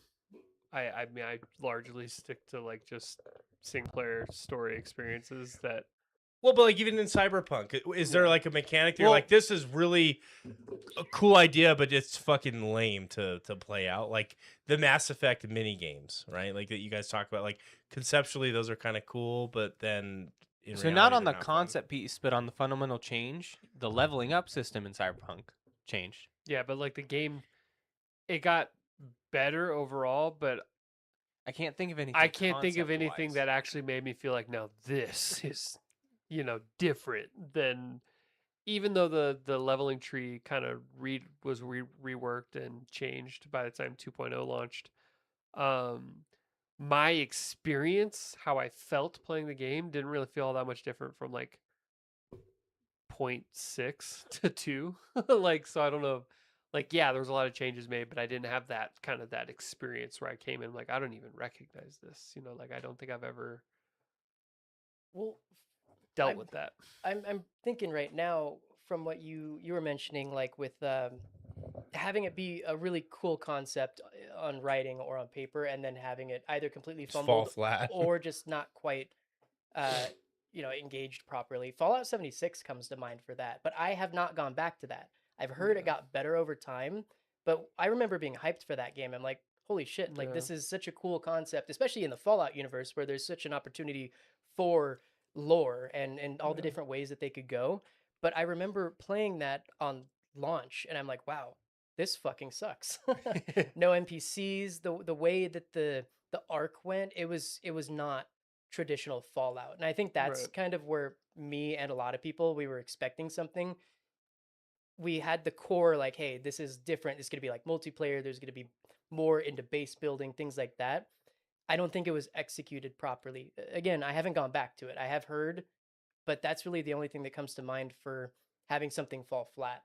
I think completely of like No that. Man's Sky too. Yeah, Yeah. I was That- gonna say. Reportedly, is a completely different experience now than when it launched. It sucked at launch. Yeah. That was another one that I got You hyped both for. were hyped for that at launch, yeah. Yeah.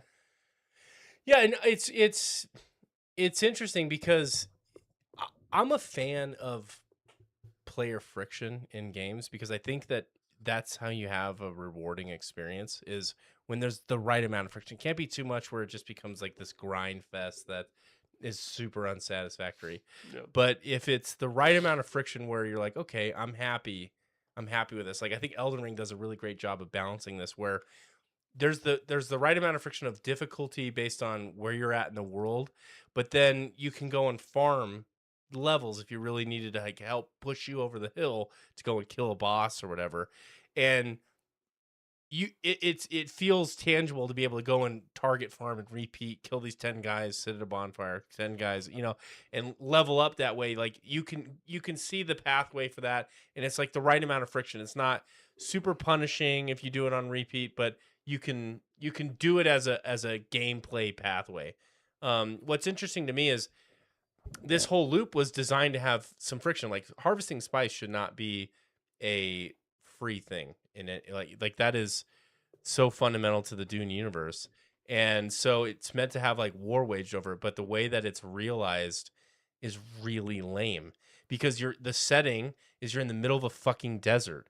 So and there's the sandworm and it doesn't like when people are walking on the ground. So you have this attractor, and so like conceptually it's really cool. So you're in your helicopters and you're flying around and you're driving this sand crawler, and the worm is like circling around you, and you're dropping thumpers to distract the worm so he doesn't come and kill your sand crawler. And thematically it's really cool, but the gameplay loop that ultimately is achieved to create that is really lame helicopter rocketing, and it's like, oh, that sucks because this is so cool.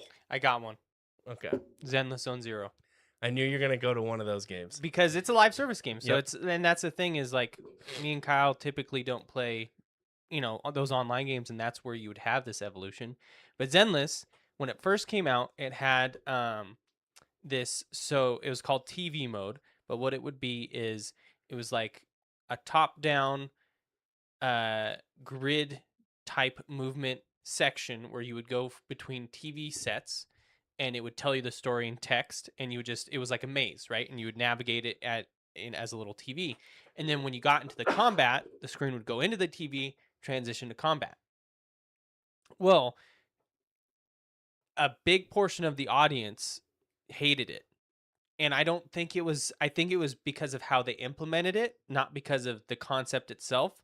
And there's a big portion of the fans now that it's completely gone from the game, that still miss it and think that it was a cool concept that just wasn't handled correctly. And so now that's completely gone. It's characters moving through like a map, and you can tell the difference in development power that took from them. Like there was a quality. I mean, it's still really high quality because they're being overworked probably. There was a quality dip because of that change, and it was because emerging player feedback of, hey, this is boring as fuck, I want to continue the combat.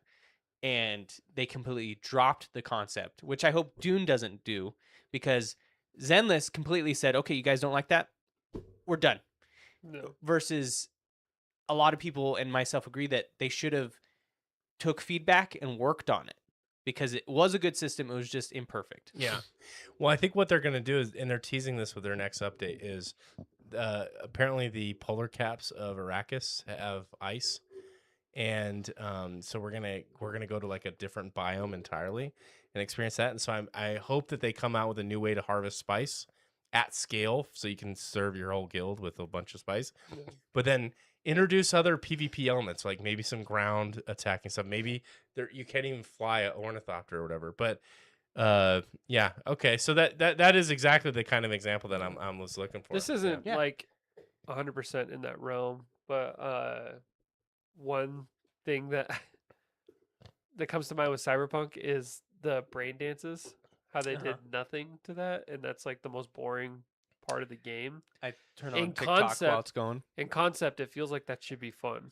Like it feels like it should be cool, and it's just not. Like You're execution is- reliving memories. like you're reliving memories and experiences, but like I don't know, like They just fall flat.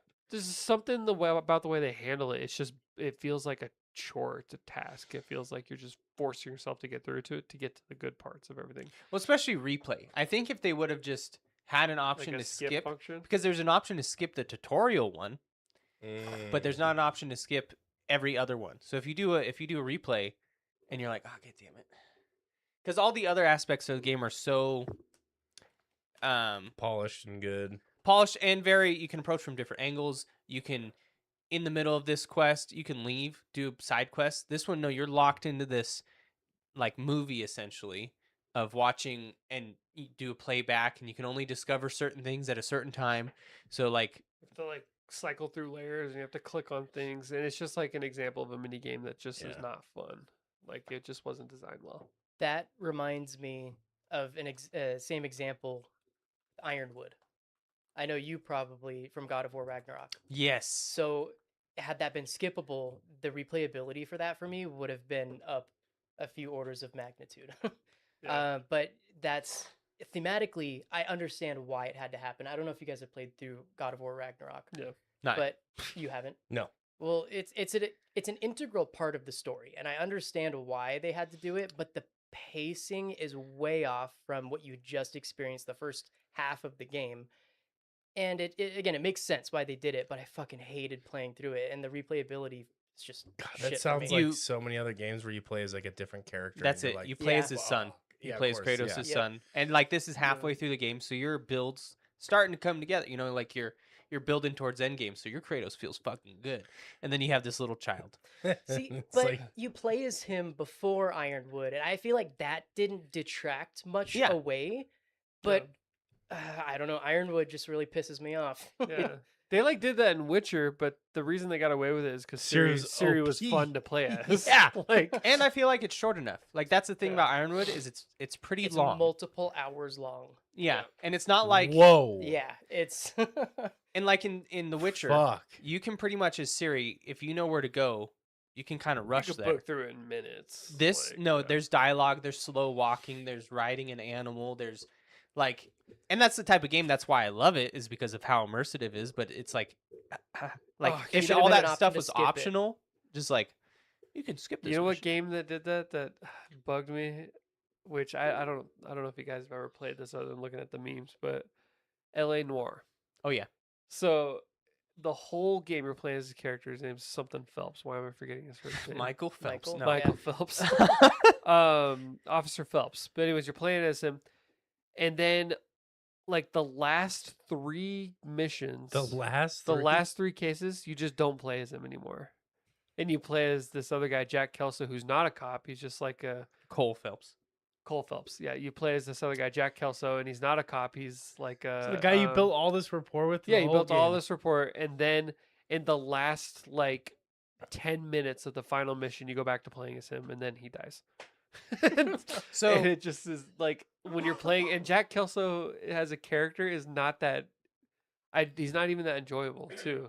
Like, and you're like, why am I randomly playing as this guy now? Now, Red Dead Redemption 2 does the same thing, but I think the difference is that LA Noire, Cole, it's a cliffhanger.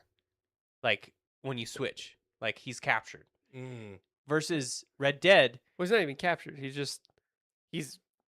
just switches. Yeah. At the end. versus Red Dead, Arthur dies. And then it's So the you're passing kind of the of- yeah. torch to the new character or the old So character you're more technically. okay with it. So I think that's why it works better, is because then you still have access to the full game. It's still the same, like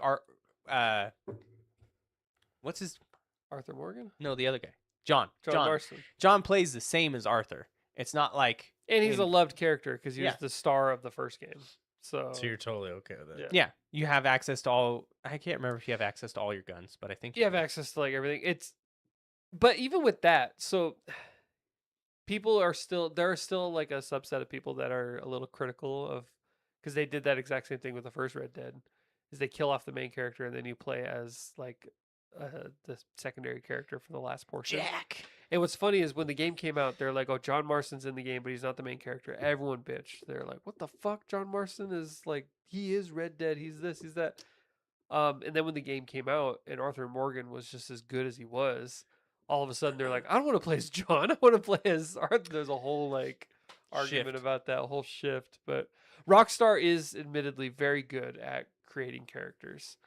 LA Noire wasn't actually like all them. It was this other company. I think it was like Team Bondi or something. And they went under, and Rockstar kind of salvaged it and saved the game after it was already mostly developed.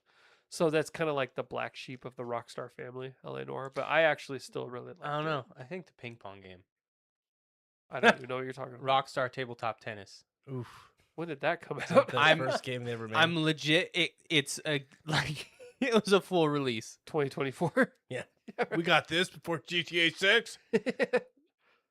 God, is that game coming out this year? Allegedly. We'll see. Table tennis came out in 2006, 2000. So it might have been their first game, huh? No, Rockstar's been around. and that since was the Rockstar 90s. San Diego, which did Red Dead, Yeah. and Their they went on their to make BT. table tennis. Wait, Red Dead came out before 2006? Yeah, the first one, No, So they- Red Dead Revolver. I don't think it came out before. Red Dead 2006. Redemption. Red Dead Redemption came out. That's what I meant. Red Dead Redemption.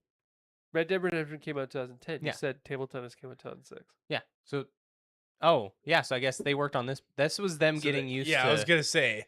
I'm like, I can't imagine they followed up Red Dead with table tennis. Like, you know what we're missing right now? Unless they were like, we need to be better at about mini games. We need to work on this. Yeah, it's just develop an entire game. Red Dead San Diego also did all the Midnight Club games, those racing games. The I racing played ones. the shit out of that on my PS2 when I was young. Yeah. They were good. I used to play the shit out of the PSP one, the Midnight Club 3 Dub Edition. Racing around in Detroit. Dub. Something that came to mind kind of about studios or games falling flat. Andromeda, Mass Effect Andromeda was a weird one because we came from the BioWare who gave us the Mass Effect trilogy, which is fantastic storytelling, RPG elements, right? They're just like choosing your dialogue, having so many different ways and avenues to go, with arguably subpar mechanics when it came to like actual like combat, like especially with Mass Gameplay. Effect 1 Yeah. and gameplay. Mass Effect 2 picked it up. Mass Effect 3 is obviously they had a lot of work by then. Andromeda, they took a lot of the feedback from the community on like the combat side, and it was fucking, in my opinion, fantastic Mhm. on Andromeda.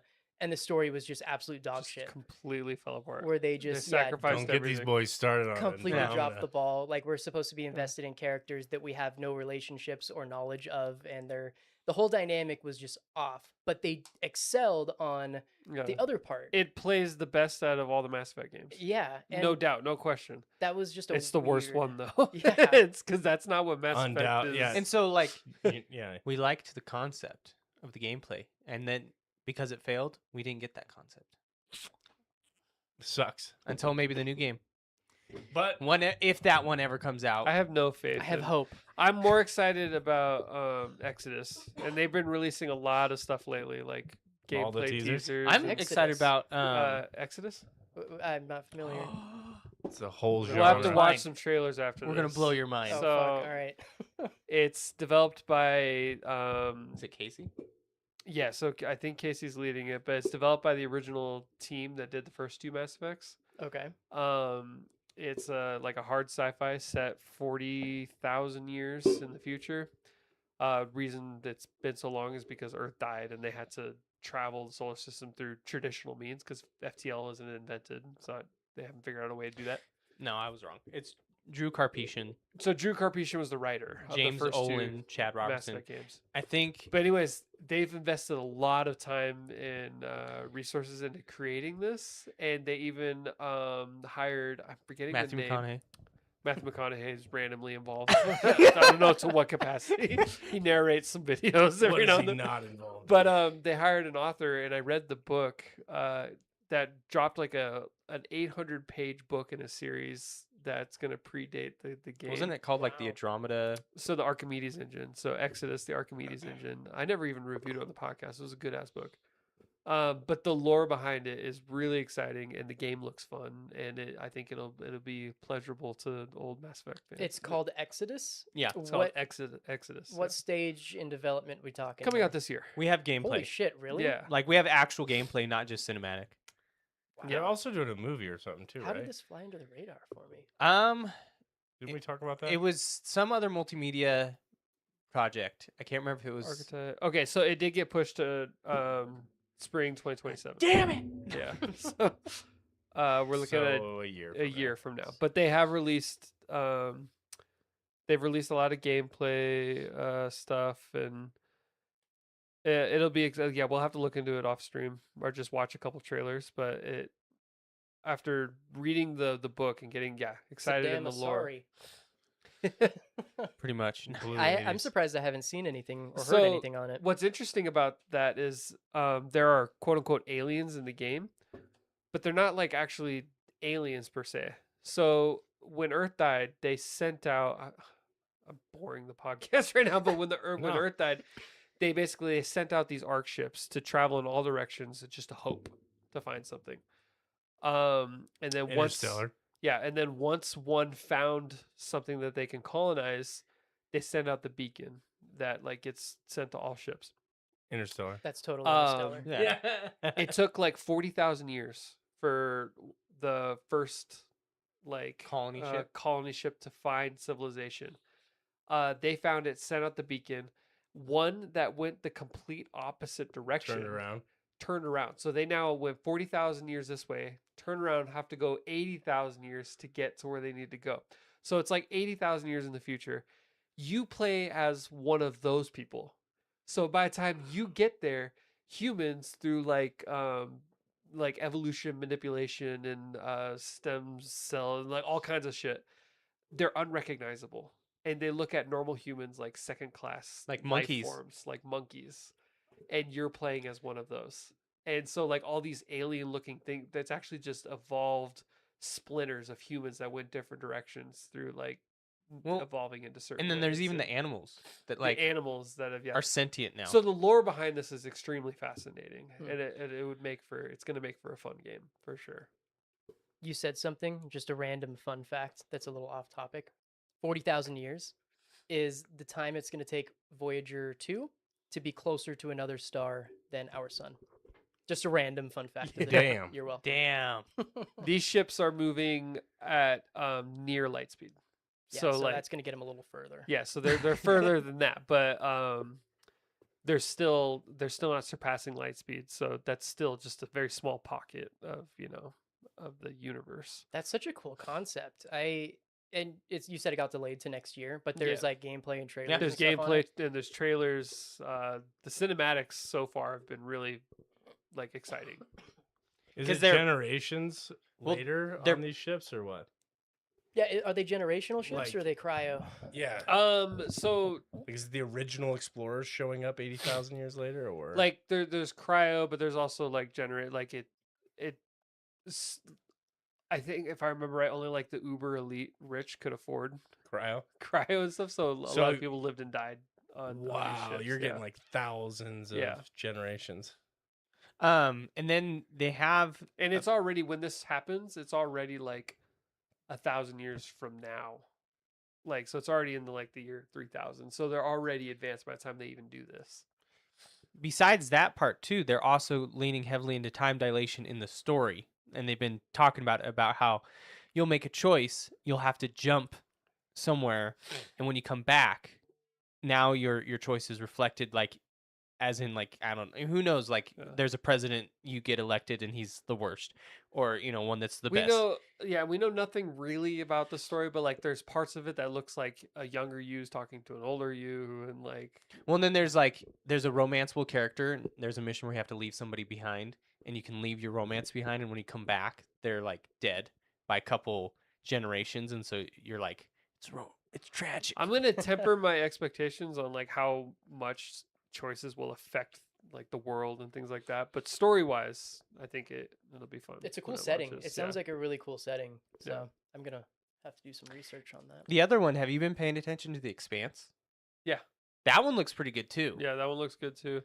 I've kind of wanted to check out Pragmata. That just came out.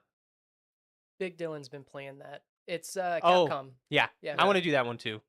Resident Evil is good. And that's all we have to say about That's that. all you. That's That's all all. I gotta say about that. It was Resident Evil. It's good. You don't like story player games. Really? I think that. Did you stream it? I did not waste my time with this one. I think we should all play Exodus to at least Oh, talk yeah. about it. Yeah, That'd be fun. Is it online at all or totally a solo experience? I think it's solo experience.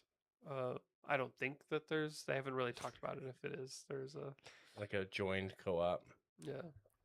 The story is very singular about this character named June. At least the game is. The book has nothing to do. I'll play as May. The book has nothing to do with the game. Like it follows a completely different protagonist and stuff, and they did that specifically because they didn't want to spoil what's going to happen in the game. But they're setting like the But stage for the universe, The lore, right? and Yeah. the world, it's in that canon.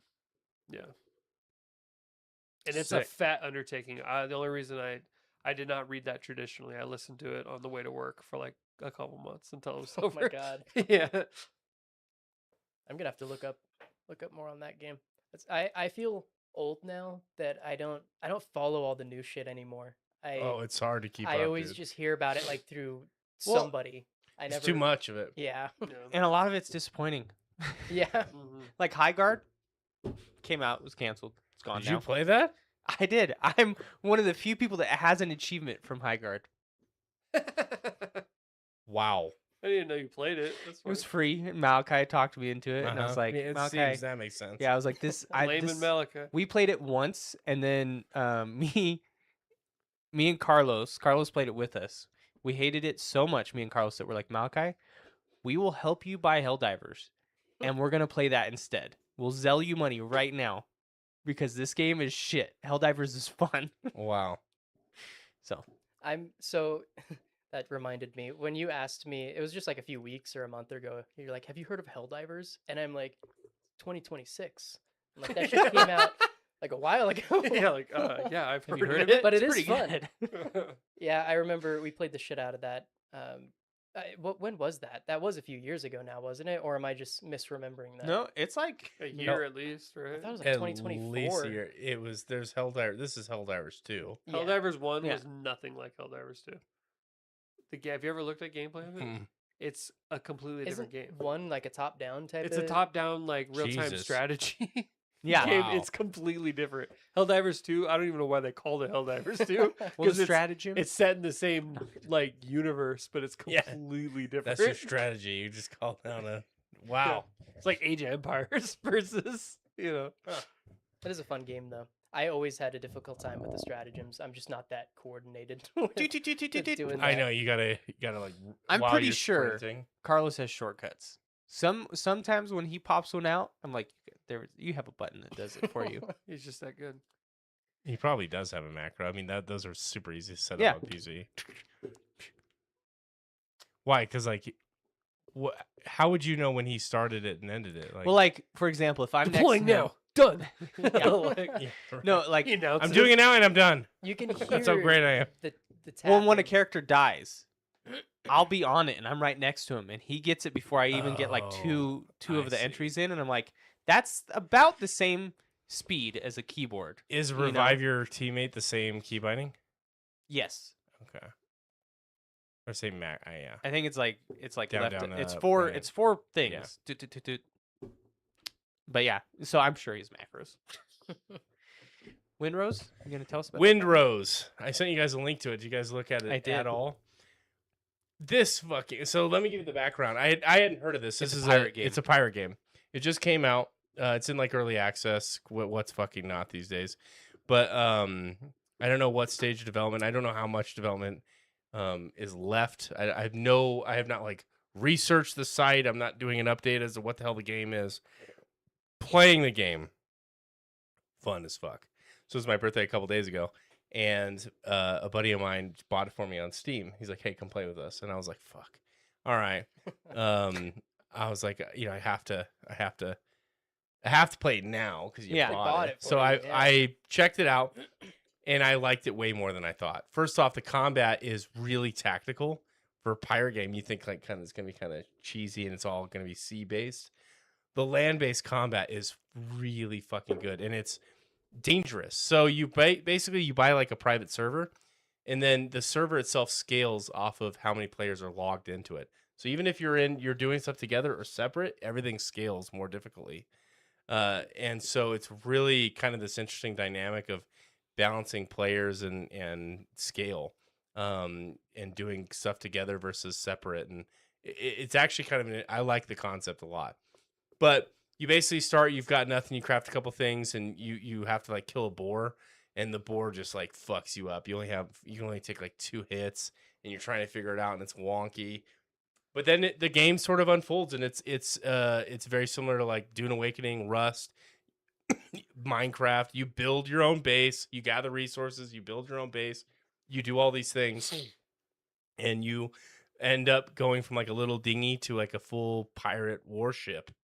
And they're way farther ahead than I am, but they were able to catch me up pretty quickly. But we were out there and we were fighting like Blackbeard's army, and it's really cool. The naval combat is sick. So you have like a crew that you rescue and save. That's part of the tutorial, and now they come work for you on your boat, and they level with you.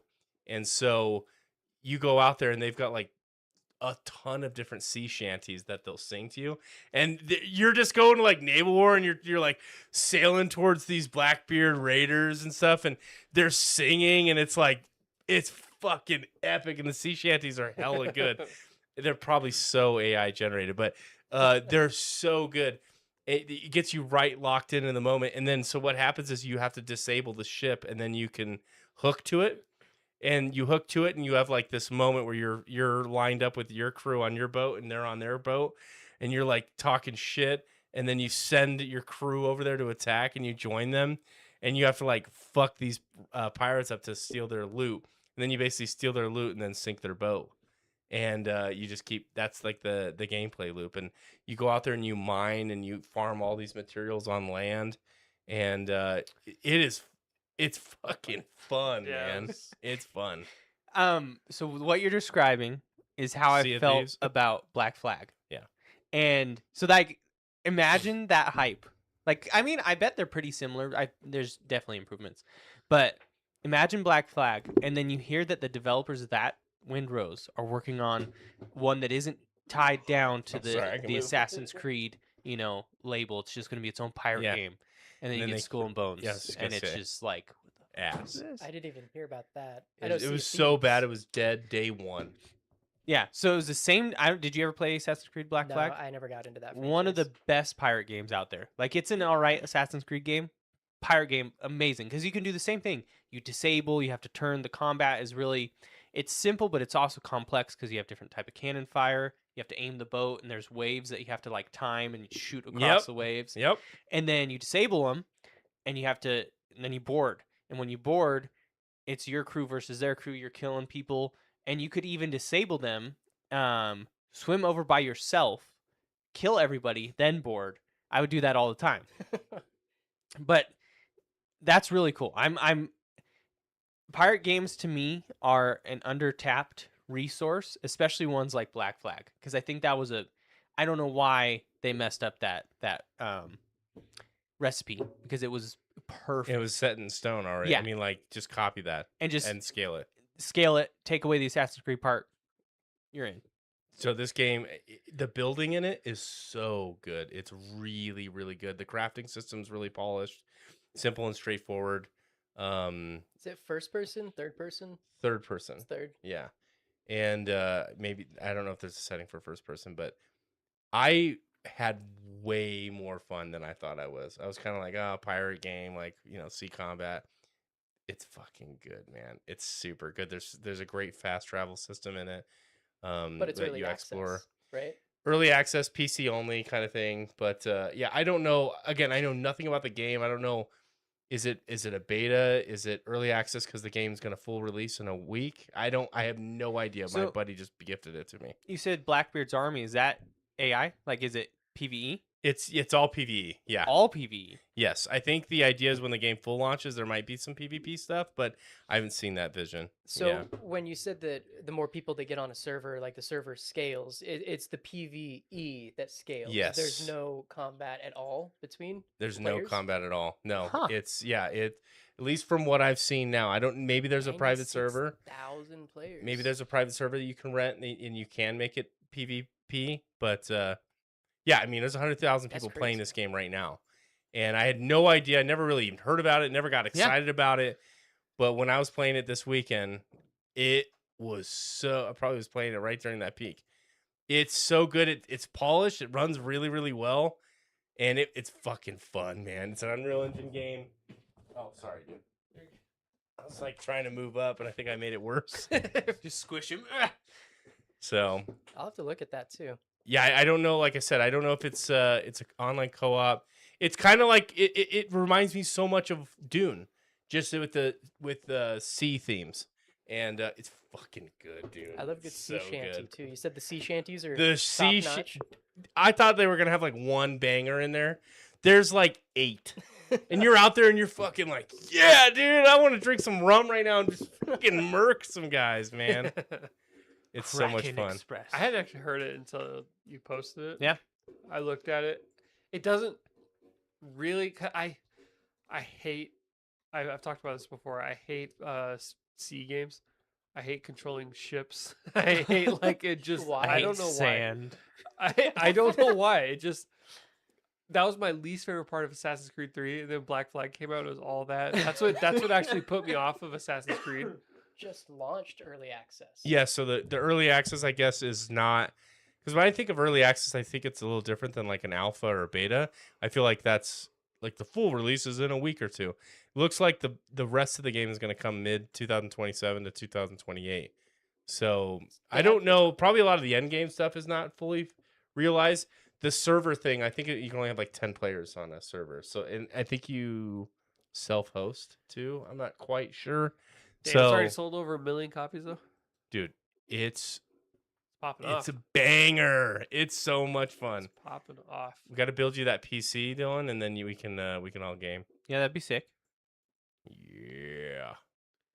That's cool though. Like I said, I'm the opposite of Kyle. I like pirate games, and I feel like not Skull and Bones. Skull and Bones is a bad one. What's the Sea of Thieves. Sea of Thieves? It's too. I don't know. It's not right. Something about it. It's not ripe. It's not right. And that's really the only pirate game we've had in a long time.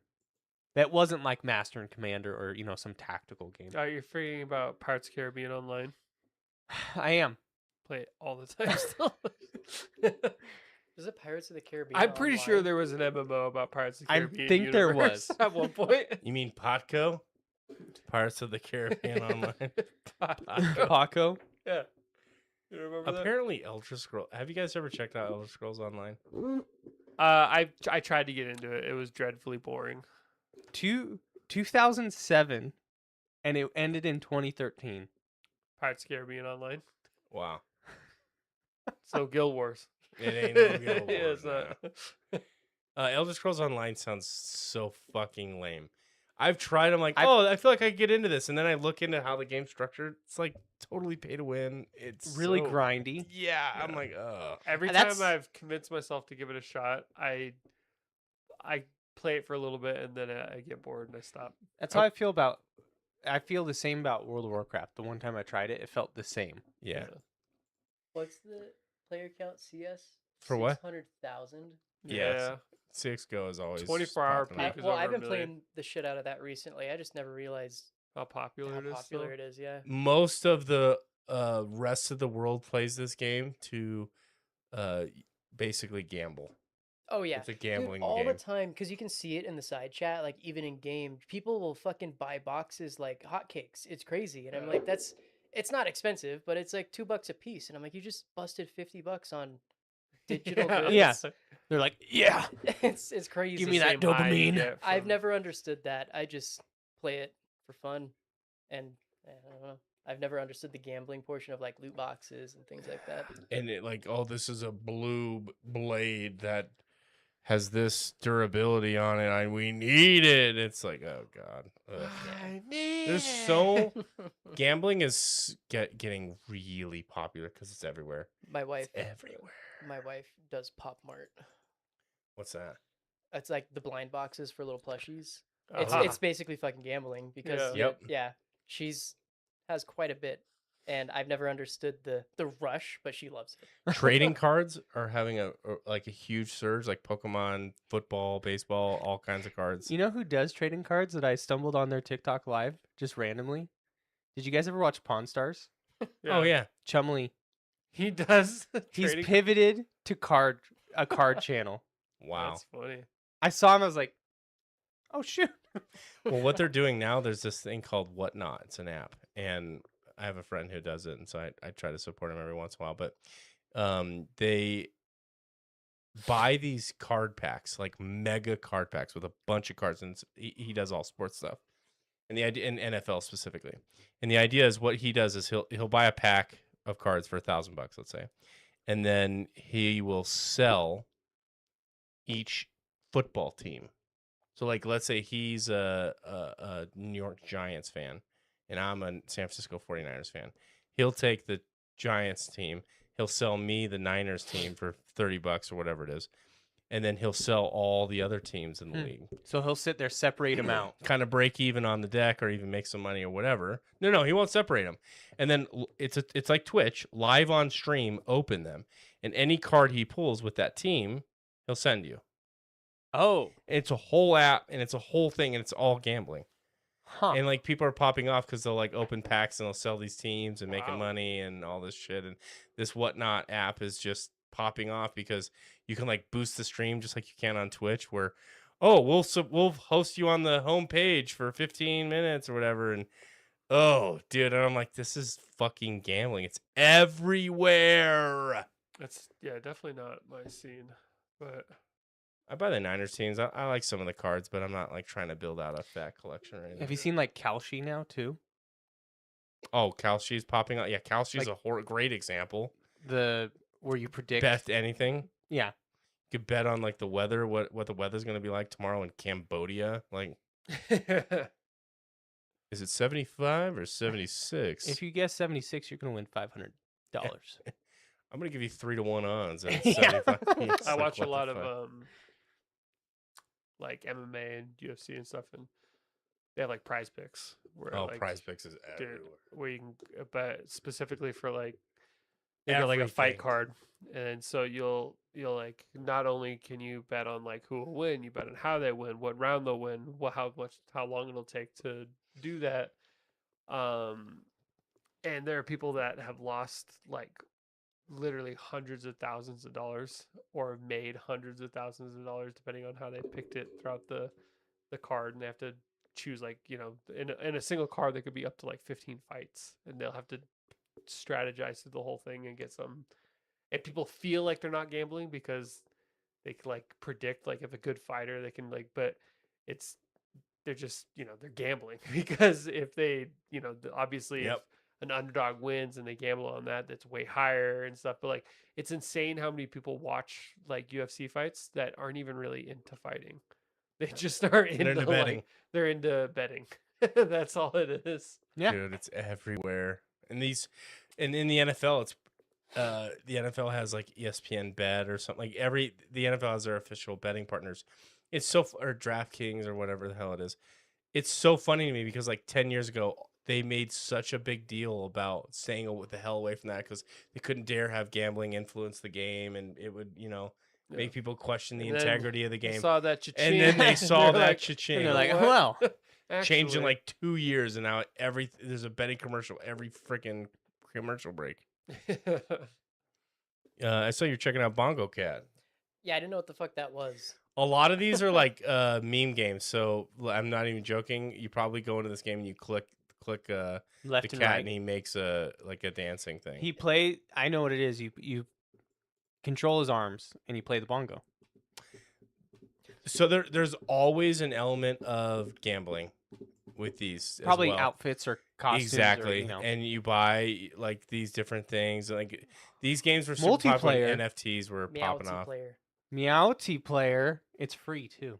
That's why Oh my gosh. I can't believe this is still super successful. That's Rivals awesome. is a good game. I I know. liked that one. It's just amazing. That's such a competitive space. Like I'm glad they found success. Yeah. I've been kind of thinking about checking out Crimson Desert. Apex is still Oh, relevant. really? Crimson Desert. This apparently they had a bunch of patches to like really help fix the game. So Well, I've been watching a lot of gameplay recently, you've played it. and it kind of feels like To your standards. Breath of the yeah. Wild.